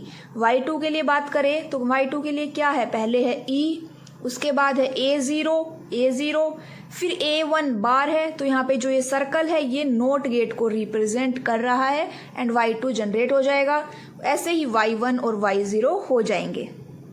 एनकोडर्स जो है कॉम्बिनेशनल सर्किट्स होते हैं, ये बाइनरी इंफॉर्मेशन को n आउटपुट लाइंस में चेंज कर देते हैं। किस में चेंज कर देते हैं? n आउटपुट लाइंस में चेंज कर देते हैं। जो ये बाइनरी इंफॉर्मेशन होती है वो 2 की पावर n की फॉर्म में होती है। किसकी फॉर्म में होती है? 2 की पावर n की फॉर्म में होती है। और जो आउटपुट लाइंस होती है वो n बिट कोड होता है। आउटपुट लाइंस क्या होता है? n बिट कोड होता है। तो हम क्या कह सकते हैं कि जो एनकोडर है वो किस तरह से रिप्रेजेंट किया जा सकता है? 2 की पावर n इंटू में n। एनकोडर डिकोडर का रिवर्स ऑपरेशन परफॉर्म करता है। कोडर को n इंटू में 2 की पावर n से रिप्रेजेंट किया जाता है। एनकोडर डेसिमल को बाइनरी में कन्वर्ट करता है और डिकोड उसको वापस से डेसिमल में कन्वर्ट कर देता है। ये दोनों एक दूसरे के कंपेटिबल होते हैं। अब ये बात देखिए कि अगर हमें n bit output code produce करना है तो हमारे पास उतनी ही बाइनरी इंफॉर्मेशन होनी चाहिए। ये एक ब्लॉक डायग्राम है इसका। यहाँ पे इनपुट लाइंस है और आउटपुट लाइंस है जो कि एक दूसरे के इक्विवेलेंट है। टाइप्स ऑफ एनकोडर की बात करें तो हम यहाँ पे 3 टाइप्स ऑफ एनकोडर को डिस्कस करेंगे, 4 to 2, 8 to 3 और 16 to 4 लाइन एनकोडर। स्टार्ट करते हैं 4 to 2 लाइन एनकोडर से। आप एक एनकोडर को अच्छे से समझ लीजिएगा, उसके बाद आप कोई भी एनकोडर खुद से डिजाइन कर सकते हैं। तो चलिए, काफी सिंपल सा एनकोडर है, इसी से हम स्टार्ट करते हैं। 4 to 2 लाइन एनकोडर के अंदर कितनी इनपुट होगी? यहाँ पे 4 क्या रिप्रेजेंट कर रहा है? इनपुट को। तो 4 होंगी इनपुट, Y0, Y1, Y2 और Y3 एंड 2 क्या है यहाँ पे? आउटपुट A0 और A1। अब यहाँ पे ध्यान दीजिएगा, ये क्या है? इसका ब्लॉक डायग्राम है। यहाँ पे एक साइड में इनपुट हमने मेंशन करी है एंड दूसरी साइड में हमने आउटपुट को मेंशन किया है। एक टाइम पे केवल एक ही इनपुट लाइन क्या होगी, एक्टिव होगी, ट्रू होगी, और उसी के रिस्पेक्ट में हमें क्या मिलेगा, एक बाइनरी कोड मिलेगा। समझ में आया? जैसे यहाँ पे 4 इनपुट है लेकिन एक टाइम पे एक ही इनपुट लाइन एक्टिव होगी और उसी के रिस्पेक्टिव में हमें बाइनरी कोड मिलेगा। ट्रूथ टेबल में देखिए हमने एक साइड में इनपुट लिखी है और दूसरी साइड में आउटपुट लिखी है, y0 से y3 और a0 a1। अब एक टाइम पे एक ही इनपुट लाइन एक्टिव है, इसका मतलब एक बार y0 एक्टिव है मतलब 1 है, ठीक, बाकी सब 0 रहेंगे। एक बार y1 1 रहेगा, बाकी सब 0 रहेंगे। एक बार y2 एक्टिव रहेगा, बाकी सब 0, एंड एक बार y3 एक्टिव रहेगा, बाकी सब 0। अब इनके रिस्पेक्टिव में हमें बाइनरी कोड मिलेगा। ये बाइनरी कोड आप कैसे समझ सकते हो कि 2 वेरिएबल्स है यहाँ पे, तो मतलब कि 4 कॉम्बिनेशंस बन सकते हैं। और अभी तक आपको समझ में आ जाना चाहिए कि हम ये जो 4 कॉम्बिनेशंस है ये टेबल कैसे ड्रॉ होती है। 0 0 0 1 1 0 1 1 एज इट इज हम इस टेबल को यहाँ पे लिख देंगे, ठीक है। तो इस तरह से हमारी ट्रूथ टेबल क्या होगी, बन जाएगी। y0 के रिस्पेक्ट में हमें क्या मिल रहा है, कोड मिल रहा है। ऐसे ही y2 y3 y4 के रिस्पेक्ट में भी कोड मिलेगा। अब इनका लॉजिकल एक्सप्रेशन देखिए, यहाँ पे a1 कहाँ पर 1 है वो हमने देखा, और a1 जहां पे 1 है वो किस इनपुट के रिस्पेक्ट में 1 है वो उसको हमने क्या कर लिया, सर्कल कर लिया। a1 हमें 1 मिला है, किस इनपुट के लिए मिला है, किस इनपुट कॉम्बिनेशन के लिए मिला है, उसको हम क्या कर लेते हैं, सर्कल कर लेते हैं। तो जैसे यहाँ पे ये 1 है, इसके लिए ये पूरी इनपुट लाइन हमने सर्कल कर ली। ऐसे ही दूसरा यहाँ पे 1 मिला है, हमने इसको भी सर्कल कर लिया। अब यहाँ पे देखेंगे कौन सी इनपुट लाइन एक्टिव थी, तो यहाँ पे y2 एक्टिव थी और y3 एक्टिव थी, तो a1 क्या हो जाएगा, y2 प्लस y3। उसी तरह से हम a0 को देखेंगे। a0 देखिए कहाँ पर 1 है। अब a0 कहाँ पर 1 है उसको हम क्या कर लेंगे, सर्कल कर लेंगे। तो यहाँ पे 1 है a0, और इस लाइन को हमने क्या कर लिया, पूरी को सर्कल कर लिया। इसको रब कर देते हैं एंड फिर अच्छे से फिर से दोबारा, ताकि आपको क्लियरली दिखे। तो यहाँ पे देखिए 1, ये इस इनपुट लाइन के लिए, इस कॉम्बिनेशन के लिए ये 1 है। ऐसे ही a0 यहाँ पे 1 है इस कॉम्बिनेशन के लिए। अब ये किस इनपुट लाइन यहाँ पे एक्टिव थी वो हम यहाँ पे चेक करेंगे। तो देखिए y1 प्लस y3 यहाँ पे एक्टिव थे। अब इनका लॉजिकल एक्सप्रेशन यहाँ पे फाइंड आउट करेंगे। कितने एक्सोर गेट और गेट चाहिए यहाँ पर, यहाँ पे 2 और गेट की रिक्वायरमेंट है, ठीक है। ये साइड में ये मैंने रफली कुछ किया था तो ये नहीं करना है आपको। यहाँ पे देखिए कितने और गेट चाहिए हमें, 2 और गेट चाहिए। तो हमने यहाँ पे कितने और गेट बना दिए, 2 और गेट यहाँ पे डिजाइन किए। उसके बाद कौन कौन से आउटपुट, y1 y2 और y3, जिस भी गेट को जो इनपुट की रिक्वायरमेंट हुई है वो हम उसको दे देंगे। जैसे कि यहाँ पे y1 दिया हमने एक गेट को, और दूसरे इनपुट y3 दी। ऐसे ही एक गेट के अंदर हमने y2 input the and y3 input the. Output में हमें क्या मिला, एक गेट से हमें a1 आउटपुट मिली, एक गेट से हमें a0 आउटपुट मिली। यूज ऑफ एनकोडर क्या है कि ये इजी होते हैं यूज करने के लिए, और सेकंड ये डेसिमल नंबर को बाइनरी में कन्वर्ट करते हैं। इनका जो मेन ऑब्जेक्टिव होता है वो क्या होता है, बाइनरी ऑपरेशंस परफॉर्म करना, जैसे एडिशन, सब्ट्रैक्शन, मल्टीप्लिकेशन एटसेट्रा। तो इतना आपको एक एनकोडर 2 to 4 डिजाइन करना आ गया। काफी सिंपल है डिजाइन करना, 2 to 4 नहीं, सॉरी 4 to 2 एनकोडर डिजाइन करना हमने यहाँ पे सीखा। अभी हम एक एनकोडर और डिजाइन करना यहाँ पे देखेंगे। देखिए काफी सिंपल है, एक ब्लॉक डायग्राम बनाना है, ट्रूथ टेबल बनानी है, लॉजिकल एक्सप्रेशन फाइंड आउट करना है, एंड देन हम उसका लॉजिकल सर्किट ड्रॉ कर सकते हैं। तो अब यहाँ पे सेकेंड हम एनकोडर देखते हैं, 8 to 3 लाइन एनकोडर। कौन सा एनकोडर, 8 to 3 लाइन एनकोडर। यहाँ इस एनकोडर को ऑक्टल टू बाइनरी एनकोडर भी कह देते हैं। क्या कह देते हैं, octal to binary encoder. 8 input होगी यहाँ पे y0 से y7, और कितनी आउटपुट होंगी यहाँ पे, 3 आउटपुट, a0 a1 और a2। एक टाइम पे एक ही इनपुट लाइन एक्टिव रहेगी, ठीक है। ये इसका हमने ब्लॉक डायग्राम बनाया, y0 से y7 इनपुट लाइन यहाँ ड्रॉ कर दी एंड दूसरी साइड में आउटपुट लाइंस को ड्रॉ कर दिया। अब ट्रूथ टेबल यहाँ पे डिजाइन करेंगे। पहले हमने इनपुट लिख ली y0 to y7 and then output हमने लिख ली a0 a1 a2। एक बार में एक ही इनपुट लाइन एक्टिव रहेगी, तो एक बार y0 एक्टिव है, एक बार y1, फिर y2 y3 y4 y5 y6 y7। जब जो एक्टिव है उसके अलावा जो रह गई वो सब क्या रहेंगी, यहाँ पे 0 हो जाएगी। एक्टिव लाइन को छोड़ के बाकी सब 0।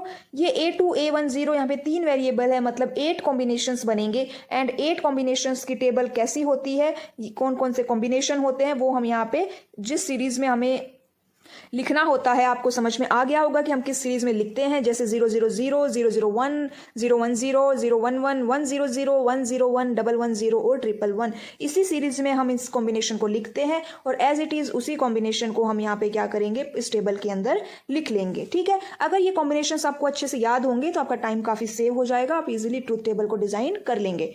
अब लॉजिकल एक्सप्रेशन फाइंड आउट करेंगे यहाँ पे। तो लॉजिकल एक्सप्रेशन देखिए, A2 कहाँ पर 1 है, A2 यहाँ पर 1 है।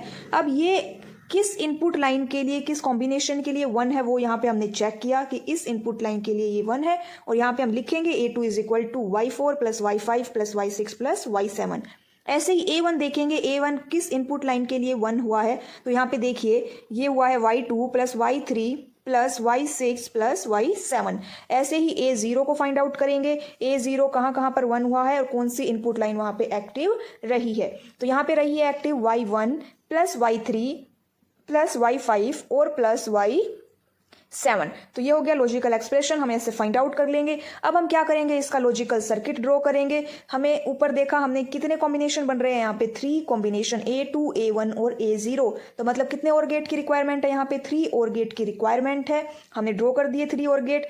उसके बाद तीनों और गेट 3 आउटपुट दे रहे हैं, A0, A1, 2। ऊपर हमने सभी इनपुट को लिख लिया Y0 से लेके Y7 तक, और फिर जिस और गेट को जो इनपुट चाहिए हमने वो उसको प्रोवाइड करवा दी। ठीक है, इस तरह से हम क्या कर सकते हैं, इस लॉजिकल सर्किट को यहाँ पे ड्रॉ करेंगे। इतनी बात। यहाँ पे देखिए, decimal to BCD encoder. Decimal का मतलब क्या है, 10, और BCD का मतलब क्या होता है यहाँ पे 4। तो इस एनकोडर को हम 10 to 4 एनकोडर भी बोल सकते हैं। क्या है इसका दूसरा नाम, 10 to 4 एनकोडर। अब 10 to 4 एनकोडर का मतलब है यहाँ पे कि इसके अंदर 10 इनपुट्स हैं Y0 से लेके Y9 तक, और 4 आउटपुट्स रहेंगी A0 से लेके A3 तक। इन 10 इनपुट लाइंस में से एक टाइम पे केवल एक ही इनपुट लाइन एक्टिव रहेगी और उसी के रिस्पेक्ट में हमें एक BCD कोड मिलेगा। इसका ब्लॉक डायग्राम देखिए, एक साइड में हमने अपनी इनपुट लाइंस ड्रॉ कर दी Y0 से Y9 एंड दूसरी साइड में हमने हमारी आउटपुट लाइंस A0 से A3 यहाँ पे ड्रॉ कर दी है। अब ट्रूथ टेबल डिजाइन करते हैं। ट्रूथ टेबल हमने इनपुट्स लिख ली यहाँ पे Y0 से Y9 और आउटपुट में लिख लिया A0 से A3। एक टाइम पे एक ही इनपुट लाइन एक्टिव रहेगी, तो सबसे पहले कौन एक्टिव है, Y0, फिर Y1, फिर Y2, Y3, Y4, Y5, Y6, Y7 और Y8, Y9। ठीक है, बाकी सब क्या रहेंगे, 0। जब जो लाइन एक्टिव है उसके अलावा बाकी सब 0 रहेंगे। अब यहाँ पे देखिए 4 वेरिएबल्स है, मतलब कितने कॉम्बिनेशंस बनेंगे, 16 कॉम्बिनेशंस बनेंगे। एंड आपको अभी तक ये समझ में आ जाना चाहिए और टिप्स पे याद हो जाना चाहिए कि ये कॉम्बिनेशंस किस सीक्वेंस में लिखे जाते हैं। तो हमने उन 16 कॉम्बिनेशंस में से यहाँ पे कितने कॉम्बिनेशन यूज किए हैं, 10 कॉम्बिनेशन यहाँ पे यूज कर लिए हैं, जो कॉम्बिनेशंस आपके सामने यहाँ पे दिखाई दे रहे हैं। ठीक है, तो अब हमारे पास आ गए कॉम्बिनेशन। अब हम क्या फाइंड आउट करेंगे, लॉजिकल एक्सप्रेशन फाइंड आउट करेंगे। लॉजिकल एक्सप्रेशन हम फाइंड आउट करेंगे। अगर मान लीजिए कि मेरे पास, मुझे अभी तो 10 to 4 डिजाइन कर रहे हैं, लेकिन अगर 16 to 4 एनकोडर डिजाइन करते तब क्या हो जाता, तब यहाँ पे 10 की जगह कितने इनपुट्स हो जाती, 16 इनपुट्स हो जाती, मतलब Y0 से Y15 तक हो जाती। और जो ये कॉम्बिनेशन है, ये पूरे 16 के 16 इस ट्रूथ टेबल में क्या हो जाते, ड्रॉ हो जाते। ठीक है, तो अब चलिए देखते हैं लॉजिकल एक्सप्रेशन कैसे फाइंड आउट करते हैं। अगर आपको अभी तक फाइंड आउट नहीं करना आया है तो आप लास्ट क्लास देखिएगा, काफ़ी इजीली फाइंड आउट किए हैं वहाँ पे हमने। इसमें देखिए A3 कहाँ पर 1 है, हम वो चेक करेंगे। तो A3 यहाँ पे Y8 और Y9 के लिए 1 है, तो क्या हो जाएगा Y8 प्लस Y9। ऐसे ही A2 देखेंगे कहाँ पर 1 है और इनके लिए कौन सी इनपुट लाइन एक्टिव है, तो Y4 plus Y5 plus Y6 plus Y7। उसके बाद A1 के लिए चेक करेंगे कौन कौन सी इनपुट लाइन एक्टिव है, तो A1 के लिए है हमारी Y2 प्लस Y3, उसके अलावा plus Y6 plus Y7। A0 के लिए कौन एक्टिव है, यहाँ पे देखिए ये हमारे पास 1 2 3 4 5 टाइम्स 1 है यहाँ पर, तो 5 कौन कौन सी इनपुट लाइन है, Y1 प्लस और कौन है इसके अलावा Y3 plus Y5 plus Y7 plus Y9। तो इस तरह से हम लॉजिकल एक्सप्रेशंस को फाइंड आउट कर लेंगे। ठीक है, अब क्या देखिए यहाँ पे कितने हैं, 4 आउटपुट्स है, मतलब कि कितने और गेट चाहिए हमें, 4 और गेट यहाँ पे चाहिए। तो हमने 4 और गेट यहाँ पे डिजाइन किए और ऊपर हमने Y0 से Y9 तक अपनी इनपुट लाइंस को ड्रॉ कर दिया। उसके बाद A3 को कौन इनपुट दे रहा था, Y9 और Y8। वो हमने यहाँ पे ड्रॉ किया। ऐसे ही A2 को कौन सी इनपुट मिली है, A1 को कौन सी मिली और A0 को क्या मिली, इस तरह से डिजाइन कर लें। मल्टीप्लेक्सर होता क्या है? मल्टीप्लेक्सर एक कॉम्बिनेशनल सर्किट होता है जो क्या करेगा, बहुत सारी इनपुट लाइंस में से एक आउटपुट लाइन को सिलेक्ट करता है, इसीलिए इसको डेटा सिलेक्टर भी बोल देते हैं। क्या करता है ये, बहुत सारी इनपुट लाइंस में से किसी एक आउटपुट लाइन को सिलेक्ट करता है। अब मल्टीप्लेक्सिंग क्या होता है? मल्टीप्लेक्सिंग का मतलब होता है कि transmitting a large number of information unit over A small number of channels और लाइंस। मल्टीप्लेक्सिंग क्या होता है कि हम बहुत ज़्यादा इंफॉर्मेशन ट्रांसमिट कर रहे हैं लेकिन स्मॉल नंबर ऑफ चैनल्स और लाइंस पर। ठीक है, अब यहाँ पे देखो कि हमारे पास इनपुट लाइंस हैं, हमें एक आउटपुट लाइन सिलेक्ट करनी है। ये किस बेसिस पे होगा? तो इस जो प्रोसेस को सिलेक्शन लाइंस कंट्रोल करती है। कौन कंट्रोल करती है इस प्रोसेस को? Selection line. और मल्टीप्लेक्सर को क्या बोल रहे हैं यहाँ पे हम? सिलेक्टर बोल रहे हैं। तो जो ये सिलेक्शन लाइन होती है वो ये देखती है कि कौन सी इनपुट लाइन सिलेक्ट होगी। ठीक है, इतनी बात आपको समझ आई। जनरली हमारे पास 2 की पावर n इनपुट लाइंस होती है और n सिलेक्ट लाइंस होंगी। 2 की पावर n क्या होगी? इनपुट लाइंस, और n क्या होगी? Select lines. अब यहाँ पे देखो, मल्टीप्लेक्सर को हम मल्टी इनपुट और सिंगल आउटपुट भी कह देते हैं। सिंपल भाषा में क्या हुआ? मल्टी इनपुट और सिंगल आउटपुट। एक block diagram, general block diagram अगर ड्रॉ करें 2 की पावर n इंटू 1 मल्टीप्लेक्सर का, तो यहाँ पे हमने इनपुट लिख ली अपनी 2 की पावर n। 2 की पावर n में ऊपर क्या है? n, तो n क्या हो गई यहाँ पे? सिलेक्ट लाइंस हो गई। और आउटपुट क्या रहेगी? हमेशा ओनली 1 ही रहेगी। अब यहाँ पे क्या होगा, जो n है उसकी वैल्यू क्या हो जाएगी? चेंज हो जाएगी। 2, 3, 2, 4, 6 क्या हो जाएगी? वैल्यू चेंज हो जाएगी। अब यहाँ पे देखो कि इस डायग्राम में सिलेक्ट लाइंस नहीं है लेकिन फिर भी ये मल्टीप्लेक्सर वैलिड है। ठीक है, इस डायग्राम में सिलेक्ट लाइंस तो है लेकिन 2 की पावर 2 मतलब 4 इनपुट होनी चाहिए, लेकिन है कितनी? 3। फिर भी ये वैलिड है। क्यों? क्योंकि जो हमारी इनपुट है वो इनपुट लाइन से कम हो सकती है, ज़्यादा नहीं हो सकती। ठीक है, मतलब 1, 2, 3 वैलिड है लेकिन 5, 6 वैलिड नहीं होगा। दूसरी बात, अगर सिलेक्ट लाइंस नहीं गिवन तो हमारा मल्टीप्लेक्सर वैलिड है लेकिन वो डिफरेंटली काम करेगा। अब यहाँ पे देखो, डिजाइन 2 की power n into 1 multiplexer by using 2 की पावर p इंटू 1 मल्टीप्लेक्सर। एक मल्टीप्लेक्सर डिजाइन करना है दूसरे मल्टीप्लेक्सर को यूज करके, तो हमें ये पता होना चाहिए कि कितने मल्टीप्लेक्सर यूज होंगे। क्या उसका फॉर्मूला है?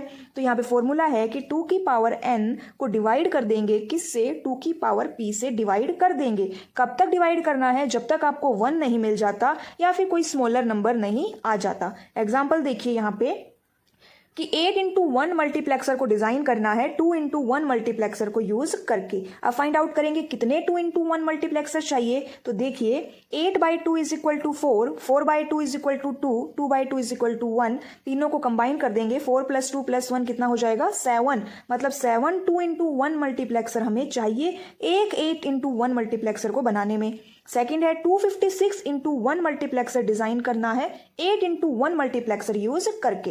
तो डिवाइड करेंगे पहले हम, कैसे डिवाइड करेंगे? 256/8 इज इक्वल टू कितना? 32। 32 डिवाइड 8 इज इक्वल टू 4। अब 4/8 4 स्मॉल है तो इसलिए क्या माना जाएगा? 1। तीनों को सम करेंगे कितना आ जाएगा? 37। मतलब एक 256 इंटू 1 मल्टीप्लेक्सर को डिजाइन करने में 37 8 इंटू 1 मल्टीप्लेक्सर की रिक्वायरमेंट होगी। इतना आपको समझ में आ गया? तो चलिए आगे चलते हैं। अब यहाँ पे हम डिजाइन करते हैं एक 2 इंटू 1 मल्टीप्लेक्सर। 2 क्या है? यहाँ पे इनपुट्स है, मतलब कितने इनपुट होगी? केवल 2 इनपुट होंगी, A0 और A1। 2 की पावर 1, इसको कैसे लिख सकते हैं हम? 2 की पावर 1 मतलब 1 क्या है यहाँ पे? सिलेक्ट लाइन है। 1 क्या रही? सिलेक्ट लाइन जो कि है S0 और आउटपुट क्या रहेगी? एक ही Y। अब इस सिलेक्ट लाइन के बेस पे ये डिसाइड होगा कि कौन सी इनपुट आउटपुट से कनेक्ट करेगी। ठीक है, इतनी बात समझ में आई कि जो ये सिलेक्शन लाइन है वो ये डिसाइड करेगी कि कौन सी इनपुट का कॉम्बिनेशन आउटपुट से कनेक्ट करेगा। अब यहाँ पे देखो एक बनाते हैं इसका ब्लॉक डायग्राम। अब क्या बनाएंगे हम इसका ब्लॉक डायग्राम। तो देखिए ब्लॉक डायग्राम में A0 A1 इनपुट लिख लिया यहाँ पे हमने, S0 सिलेक्ट लाइन्स है और Y क्या हो गई, आउटपुट हो गई। E एनेबल इनपुट है यहाँ पे, मतलब कि जब E की वैल्यू 1 रहेगी तभी कोई आउटपुट जनरेट होगी। अगर E की वैल्यू 0 है तो इसका मतलब कोई आउटपुट जनरेट नहीं हो रही है। ये हो गया सिंपल ब्लॉक डायग्राम। अब इसकी ट्रूथ टेबल जनरेट करेंगे। हमने लिखी इनपुट क्या है हमारी S0 और आउटपुट में क्या लिखा हमने Y। एक ही वेरिएबल है मतलब दो ही वैल्यू बनेगी, 0 होगी या फिर वो 1 होगी। एक वेरिएबल के लिए दो ही कॉम्बिनेशन बनते हैं, या तो 0 या 1। तो अगर S0 की वैल्यू 0 है तो मतलब कौन सी इनपुट कनेक्ट करेगी, A0, और अगर 1 है तो A1 इनपुट कनेक्ट करेगी। लॉजिकल एक्सप्रेशन फाइंड आउट कर लेंगे। Y के लिए क्या रहेगा हमारा, S0 बार A0 प्लस S0 A1। जो 0 है यहाँ पे उसका मतलब क्या है S0 बार, और 1 है उसका मतलब क्या है यहाँ पे S0। समझ में आई बात कि S0 का मतलब है 1 और S0 बार का मतलब क्या है 0। अब हम क्या ड्रॉ करेंगे यहाँ पे, इसका लॉजिकल सर्किट ड्रॉ करेंगे। तो लॉजिकल सर्किट में देखिए हमें कितने और गेट चाहिए, यहाँ पे एक और गेट की रिक्वायरमेंट है। यहाँ पे एक और गेट चाहिए, दो एंड गेट चाहिए, यहाँ पे एक और गेट हो गया हमारा, दो और एंड गेट चाहिए हमारे 1 2, और एक नोट गेट भी चाहिए। अब हम इसको ड्रॉ कर लेंगे यहाँ पे। तो हम इनपुट दे देंगे। इनपुट देखिए क्या क्या जा रही है। फर्स्ट गेट के अंदर A0 S0 बार जा रहा है और सेकंड गेट के अंदर A1 और S0। दोनों की आउटपुट क्या क्या आई, S0 बार A0 S0 A1। दोनों ये और गेट के इनपुट बन के क्या देंगे हमें, Y आउटपुट देंगे। तो इस तरह से हम इस मल्टीप्लेक्सर को डिजाइन कर सकते हैं। अभी देखते हैं 4x1 मल्टीप्लेक्सर को कैसे डिजाइन करेंगे। 4 इनपुट्स होंगी यहाँ पे, 2 सिलेक्ट लाइन्स होंगी यहाँ पे। कैसे पता चला, 2 की पावर 2 मतलब 2 सिलेक्ट लाइन्स और एक आउटपुट होगी। इन दो सिलेक्ट लाइन के बेसिस पे डिसाइड होगा कि जो ये 4 इनपुट है इनके किस कॉम्बिनेशन, कौन सा कॉम्बिनेशन आउटपुट से कनेक्ट कर रहा है। ब्लॉक डायग्राम बना लेंगे। यहाँ पे इनपुट लाइन्स है, सिलेक्ट लाइन्स है और आउटपुट है। अब ट्रूथ टेबल यहाँ पे ड्रॉ करते हैं। S0 S1 क्या है हमारी यहाँ पे इनपुट, और आउटपुट क्या है Y। तो दो वेरिएबल है मतलब 4 कॉम्बिनेशन बनेंगे, 0 0 0 1 1 0 1 1, और आउटपुट क्या रहेगी यहाँ पे A0 A1 A2 और A3। सिलेक्ट लाइन ने डिसाइड किया कि कौन सी आउटपुट के साथ कौन सी इनपुट कनेक्ट करेगी। लॉजिकल एक्सप्रेशन यहाँ पे फाइंड आउट हो जाएगा Y का, S1 bar S0 bar A S plus S1 bar S0 A1 plus S1 S0 bar A2 plus S1 S0 A3। इतना हो गया। अब यहाँ पे देखिए हम क्या करेंगे, इसका लॉजिकल सर्किट ड्रॉ करेंगे। लॉजिकल सर्किट में देखिए कितने एंड गेट चाहिए हमारे पास, 4 कॉम्बिनेशन है तो 4 एंड गेट की रिक्वायरमेंट हमारे पास, 1 2 3 4। एक और गेट चाहिए हमें। अब उसके अलावा हमें नोट गेट चाहिए यहाँ पे क्योंकि बार यूज हो रहा है। अब S0 S1 हमारी इनपुट हमने ड्रॉ कर दी, एंड जिस एंड गेट को जो भी इनपुट चाहिए वो हम यहाँ पे उसको कनेक्ट कर देंगे। उसके बाद यहाँ पे देखिए कि अगर S1 0 है और S0 भी 0 है तो output of gate 2 3 4 will be 0। मतलब कि तीनों गेटों की आउटपुट क्या रहेगी, 0। और जो हमारी आउटपुट है वो किस पे डिपेंड करेगी, प्योरली एक ही गेट के ऊपर डिपेंड करेगी। ठीक है, ये डी मल्टीप्लेक्सर को डीमक्स भी बोलते हैं। ये एक कॉम्बिनेशनल सर्किट है जो क्या करता है, एक इनपुट लाइन से क्या करेगा, इसके पास एक इनपुट लाइन होती है और 2 की पावर n आउटपुट लाइंस होती है। डिस्ट्रीब्यूटर इसको बोलते हैं। एक इनपुट लाइन होती है और 2 की पावर n आउटपुट लाइंस होती है। Single input multi output. ठीक है, अब यहाँ पे जो सिलेक्शन लाइंस होती है उनके बेसिस पे ये डिसाइड होगा कि कौन सी इनपुट इन आउटपुट से कनेक्ट होगी। डीमक्स जो है वो मल्टीप्लेक्सर का ऑपोजिट होता है। यहाँ पे हम जनरल एक ब्लॉक डायग्राम डिजाइन करते हैं। इसका एक सिंगल इनपुट रहेगी, यहाँ पे क्या रहेगी, सिंगल इनपुट, 2 की पावर n आउटपुट होगी।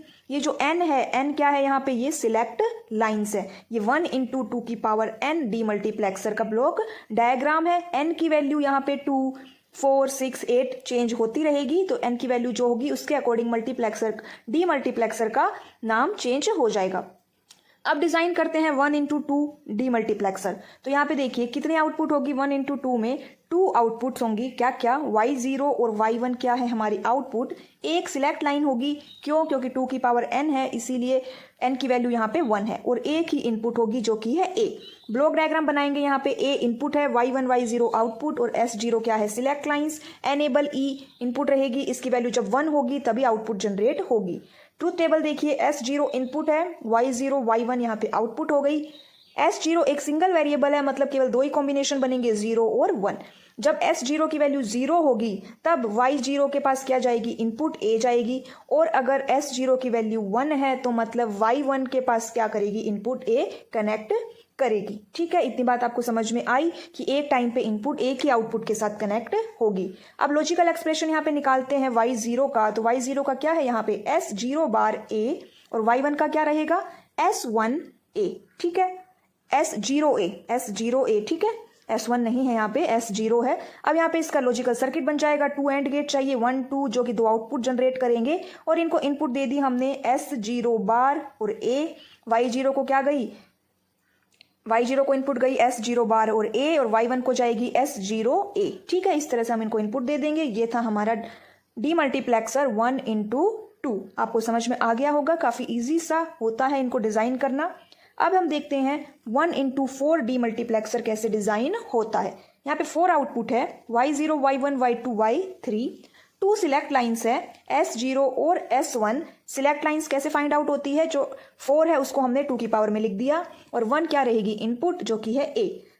ब्लॉक डायग्राम यहाँ पे देखिए, A इनपुट है, S0 S1 यहाँ पे सिलेक्ट लाइन्स, और Y0 से Y3 आउटपुट लाइन्स रहेगी। एनेबल इनपुट E यहाँ पे एक है। ट्रूथ टेबल कैसे होगी, ट्रूथ टेबल में इनपुट है S0 S1, आउटपुट है Y0 Y1 Y2 Y3। यहाँ पे कॉम्बिनेशन 4 बनेंगे, 0 0 0 1 1 0 और 1 1। अब हर एक कॉम्बिनेशन पे एक ही टाइम पे एक ही इनपुट कनेक्ट करेगी। तो पहले Y0 से कनेक्ट हुआ, फिर Y1 से, फिर Y2 से, फिर Y3 से हमारी इनपुट कनेक्ट हो रही है। बाकी सब क्या रहेंगे, उस टाइम पे 0 रहेंगे। लॉजिकल एक्सप्रेशन कैसे फाइंड आउट होगा, Y0 का लॉजिकल एक्सप्रेशन क्या रहेगा, S1 bar S0 bar A, और Y1 का S1 बार S0A। Y2 के लिए S1 S0 बार A, और Y3 के लिए S1 S0A। अब इसका क्या डिजाइन करेंगे हम, लॉजिकल सर्किट। 4 कॉम्बिनेशन है, 4 एंड गेट की रिक्वायरमेंट होगी, 1 2 3 4।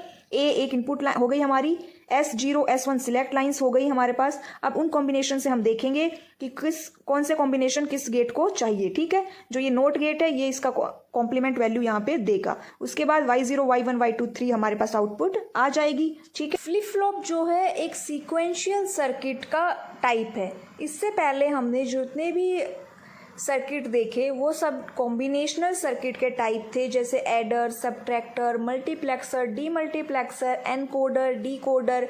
वो सब क्या थे, कॉम्बिनेशनल सर्किट के टाइप थे। देखिए, a circuit that has 2 stable states is treated as a flip flop. कोई भी सर्किट जिसमें 2 स्टेबल स्टेट हो उसको हम कैसे ट्रीट करेंगे, एक फ्लिप फ्लॉप की तरह ट्रीट करेंगे।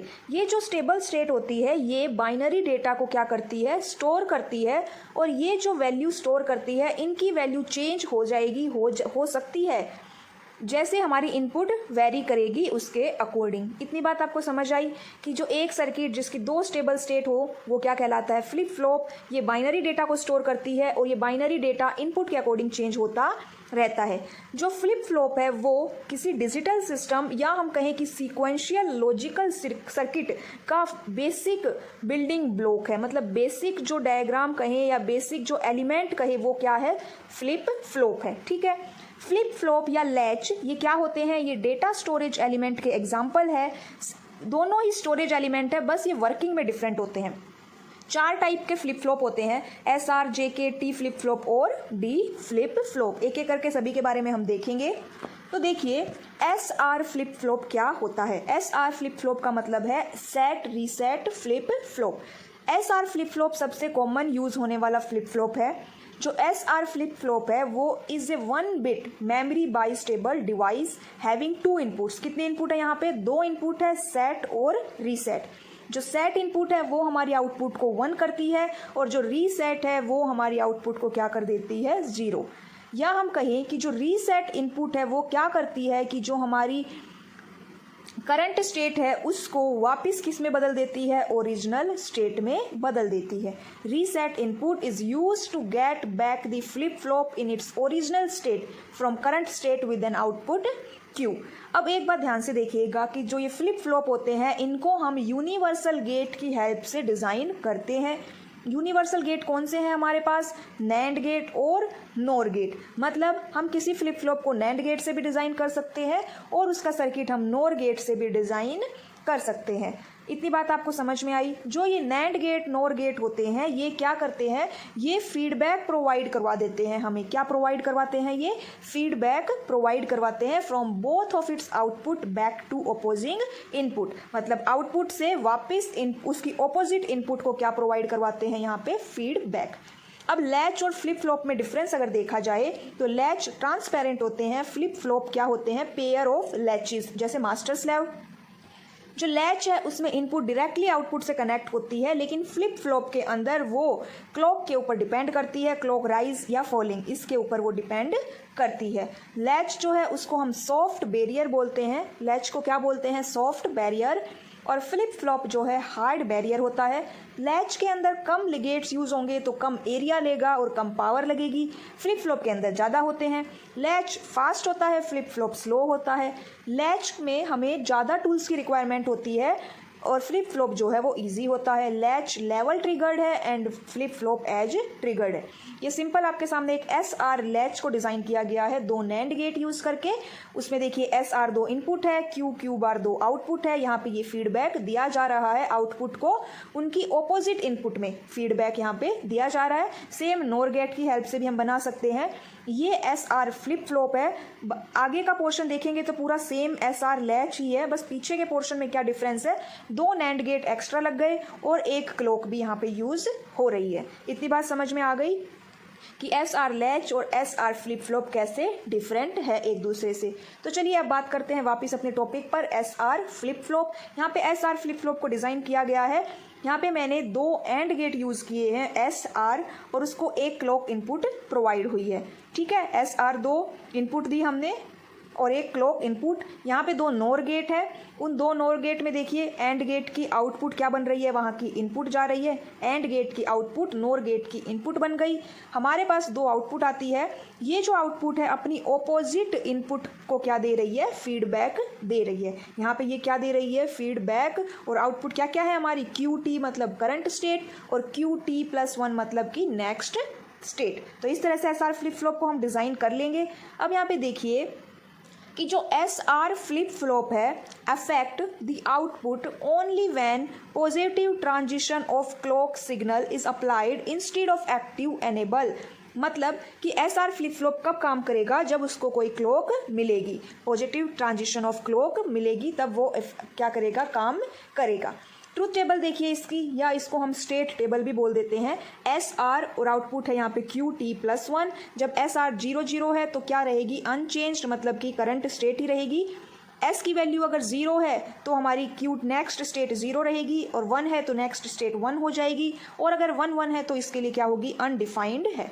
एक्साइटेशन टेबल जहाँ पे ड्रॉ करेंगे तो QT+1 SR, यहाँ पे देखो कि करंट स्टेट हमारी क्या है? 0 0 1 1। और जो S है S 0 है। R की वैल्यू चाहे 0 हो या 1 हो, QT+1 क्या रहेगा? 0 करंट। मतलब अगर S की वैल्यू 1 है और R की वैल्यू 0 है तब QT+1 क्या रहेगा? 1। S की वैल्यू 0 और R की वैल्यू 1 तो QT+1 हमारा 0। और S की वैल्यू चाहे कुछ भी हो, अगर R की वैल्यू 0 है तो QT+1 यहाँ पे क्या है? 1। ठीक है, इतनी बात समझ आई। अब इसकी कैरेक्टरिस्टिक्स टेबल कैसे ड्रॉ होगी? तो यहाँ पे देखिए Q करंट स्टेट, SR और QT+1 क्या है? हमारी नेक्स्ट स्टेट। हम क्या कर लेंगे? 3 के कॉम्बिनेशन से हम यहाँ 3 वेरिएबल की यहाँ पे कॉम्बिनेशन ड्रॉ करेंगे। 0 0 0 0 0 1 0 1 0 0 1 1 ये सब करके। अब यहाँ पे करंट स्टेट एक बार क्या है? 0 है। तो उसमें S की वैल्यू अगर 0 है, S और R की वैल्यू 0 0 है तो करंट स्टेट 0 आ जाएगी। 0 1 है तो 0, 1 0 के लिए 1, 1 1 के लिए अनडिफाइंड रहेगी। अब करंट स्टेट हमारी 1 हो गई तो यहाँ पे S और R 0 है तो अब करंट स्टेट क्या है? 1। तो आंसर क्या आएगा? 1 हो जाएगा। यहाँ पे 0 1 है तो क्या रहेगा? 0, 1 0 है तो 1 और 1 1 है तो नॉट डिफाइंड। S की वैल्यू अगर 0 है तो नेक्स्ट स्टेट 0 ही रहेगी। S की वैल्यू 1 है तो नेक्स्ट स्टेट 1 रहेगी। 0 0 पे करंट स्टेट रहेगी और 1 1 पे अनडिफाइंड है। यहाँ पे के मैप हम ड्रॉ करेंगे इसका एक्सप्रेशन फाइंड आउट करने के लिए। तो के मैप आपने डिज़ाइन करना सीखा है 3 वेरिएबल का। यहाँ पे आप 3 वेरिएबल का के मैप डिज़ाइन कर लेंगे। QT एस आर यहाँ पे है 0 1 0 0 0 1 1 1 और 1 0। यहाँ पे देखेंगे कि कहाँ कहाँ पे हमें 1 आउटपुट मिली है, उन्हीं कॉम्बिनेशन पे हम यहाँ पे 1 को रख देंगे और जो नॉट डिफाइंड के लिए क्रॉस यूज़ हुआ है उसको भी हम यहाँ पे यूज़ करेंगे एंड इनको हम ग्रुपिंग में भी यूज़ कर सकते हैं। तो यहाँ पे 2 ग्रुप बनेंगे। एक्सप्रेशन क्या आ जाएगा हमारा, यहाँ पे एक्सप्रेशन आ जाएगा हमारा s plus R bar Q T plus 1 is equal to S plus R bar Q T. ठीक है, और एस आर फ्लिप फ्लॉप का सिंबल क्या होता है, यहाँ जो सिंबल यहाँ पे साइड में आपको दिखाई दिया है, और जो ये एक्सप्रेशन फाइंड आउट हुआ है ये आपने अगर के मैप डिज़ाइन करना नहीं सीखा है तो एक बार देख लीजिएगा, उसमें अच्छे से बताया गया है कि ये कैसे ग्रुप बने हैं और कैसे इनकी वैल्यू फाइंड आउट हुई है। इतनी बात आपको समझ में आ गई। तो इस तरह से हम क्या कर सकते हैं, इनको फाइंड आउट कर सकते हैं। अब यहाँ पे देखो कि एस आर फ्लिप फ्लॉप का सिंबल है ये S R Q T plus 1। अब यहाँ पे बात करते हैं डी फ्लिप फ्लॉप की, पूरा नाम है delay flip flop. D flip flop कब काम करेगा, क्लॉक के साथ ही काम करेगा, पॉजिटिव और नेगेटिव, जबकि डी लैच किसके साथ काम करता है, विद एनेबल सिग्नल। अब यहाँ पे देखिए कि जो output of D flip flop is insensitive to the changes in input. ठीक है, अब डी फ्लिप फ्लॉप को भी हम नैंड गेट और नोर गेट दोनों गेट यूज़ करके बना सकते हैं। तो यहाँ पे अब उसका सर्किट डायग्राम देखते हैं। सेम डी फ्लिप फ्लॉप का circuit S R flip flop के सर्किट के जैसा ही है। डिफरेंस क्या है, यहाँ पे डी इनपुट दी गई है, जो हमारे 2 एंड गेट है और 2 नोर गेट है।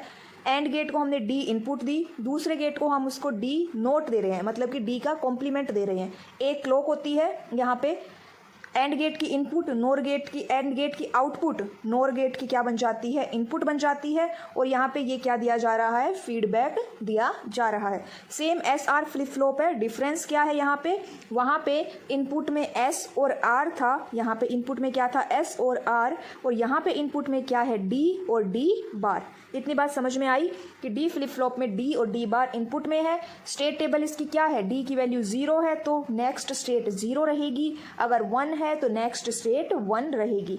एक्साइटेशन टेबल ड्रॉ करें तो यहाँ पे क्यू टी और क्यू टी प्लस 1 डी में 0, अगर नेक्स्ट स्टेट प्रेजेंट स्टेट यहाँ पे 0 0 है यहाँ पे, तो और डी की वैल्यू 0 है तो 0 रहेगी, अगर डी की वैल्यू 1 है तो नेक्स्ट स्टेट 1 रहेगी। करंट स्टेट चेंज हो गई है, 1 1 हो गई है। अब यहाँ पे डी 0 है तो भी नेक्स्ट स्टेट 0 है, और 1 है तो भी नेक्स्ट स्टेट 1 है।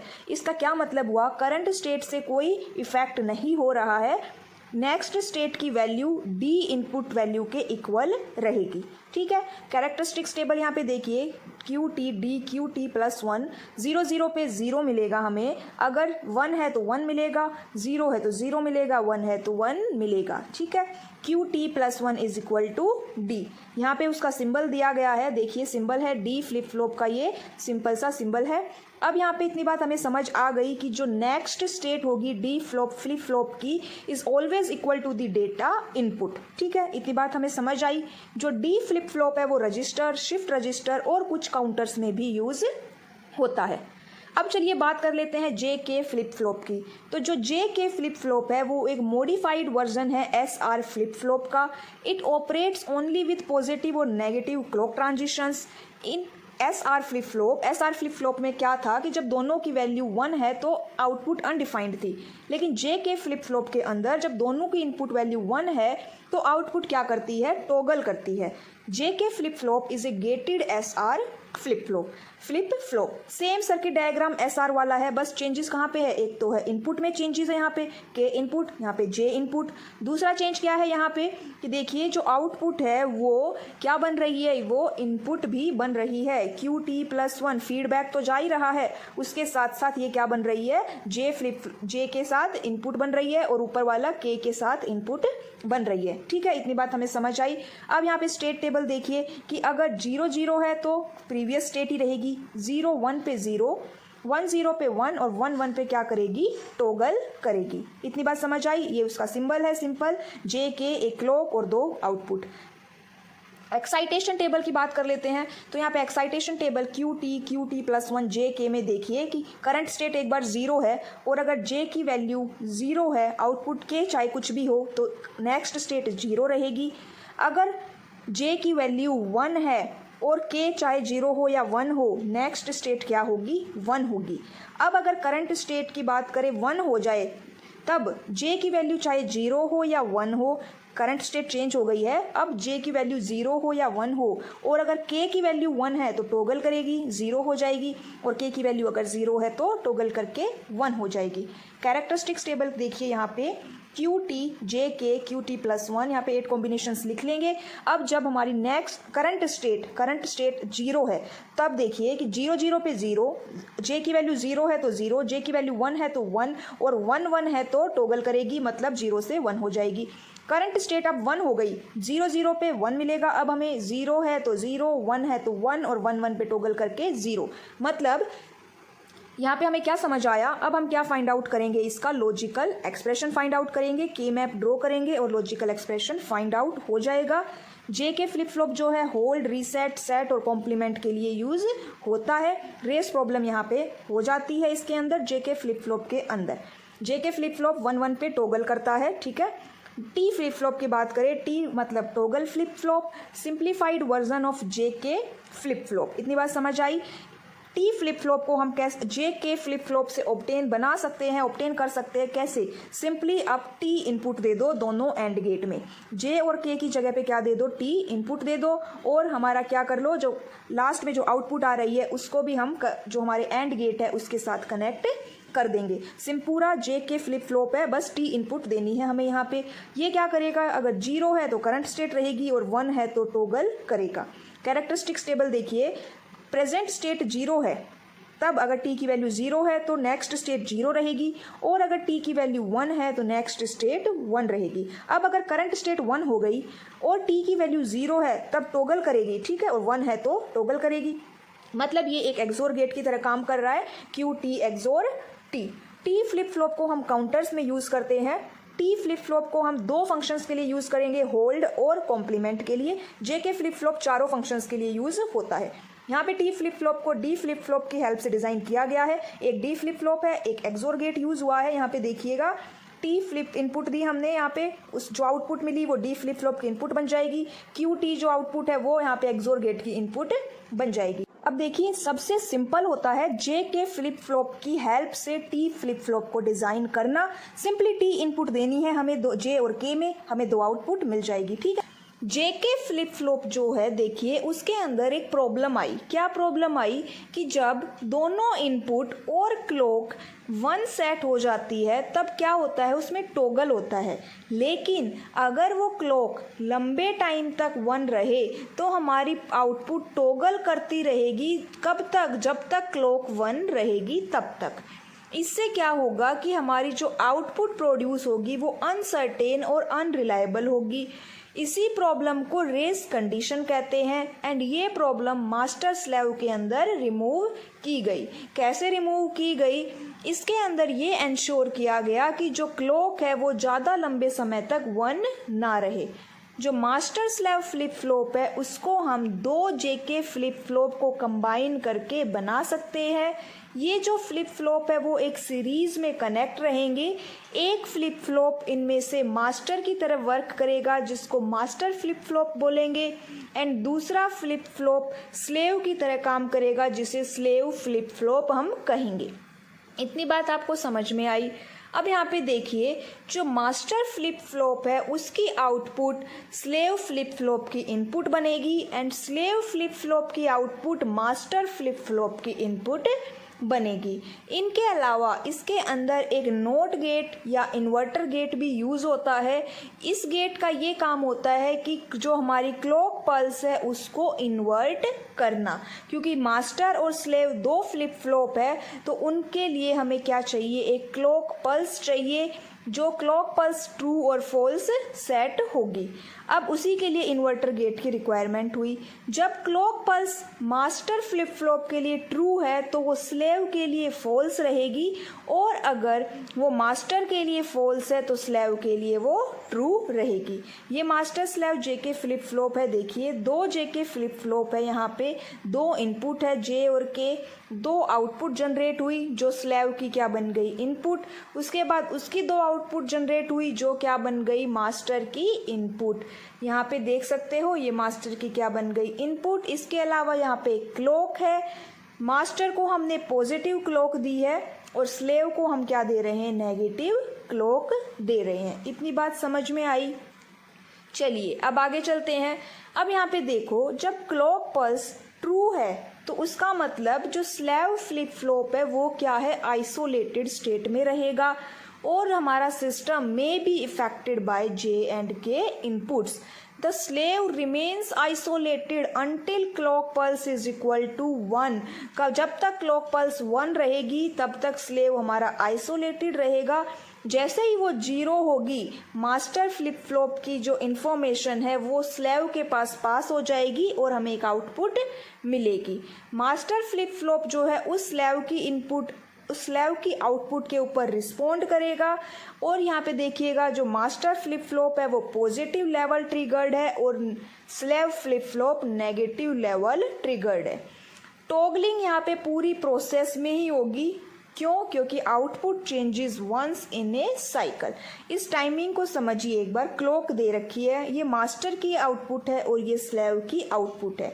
यहाँ पे मेरी क्लॉक गिवन है। सबसे पहले क्लॉक मेरी अप गई, हाई हो गई, तब क्या हुआ, जो मास्टर की आउटपुट है ना वो क्या हुई है, अप हुई है। मास्टर की आउटपुट अप है मतलब स्लेव क्या रहेगा, डाउन रहेगा। अब क्लॉक चेंज हुई, क्लॉक क्या हो गई, चेंज हो गई। तो अब कौन चेंज करेगा, अभी मास्टर चेंज हुआ है, अब स्लेव की आउटपुट चेंज होगी, मतलब स्लेव अप हो जाएगा और master as it is same रहेगा। फिर से क्लॉक चेंज हुई, इस बार मास्टर अपनी स्टेट को चेंज करेगा और स्लेव एज इट इज अपनी स्टेट में रहेगा। ठीक है, इतनी बात समझ आई। अब क्लॉक पल्स फिर से चेंज हुई, तो इस बार किसका टर्न है, स्लेव का। स्लेव अपनी स्टेट चेंज करेगा और मास्टर एज इट इज अपनी स्टेट में रहेगा। तो इस तरह से ये मास्टर और स्लेव अपनी स्टेट को चेंज करेंगे। ठीक है, जब मास्टर चेंज कर रहा है तो स्लेव एज इट इज रहेगा, स्लेव करेगा तो मास्टर सेम रहेगा। ये था master slave flip flop. And इसी के साथ आज की क्लास में हमारा डिजिटल इलेक्ट्रॉनिक्स कंप्लीट हो जाता है। ठीक है, कोई भी डाउट हो तो आप कमेंट करके पूछ सकते हैं एंड बता सकते हैं क्लास आपको कैसी लगी। ठीक है, तो चलिए मिलते हैं नेक्स्ट क्लास में।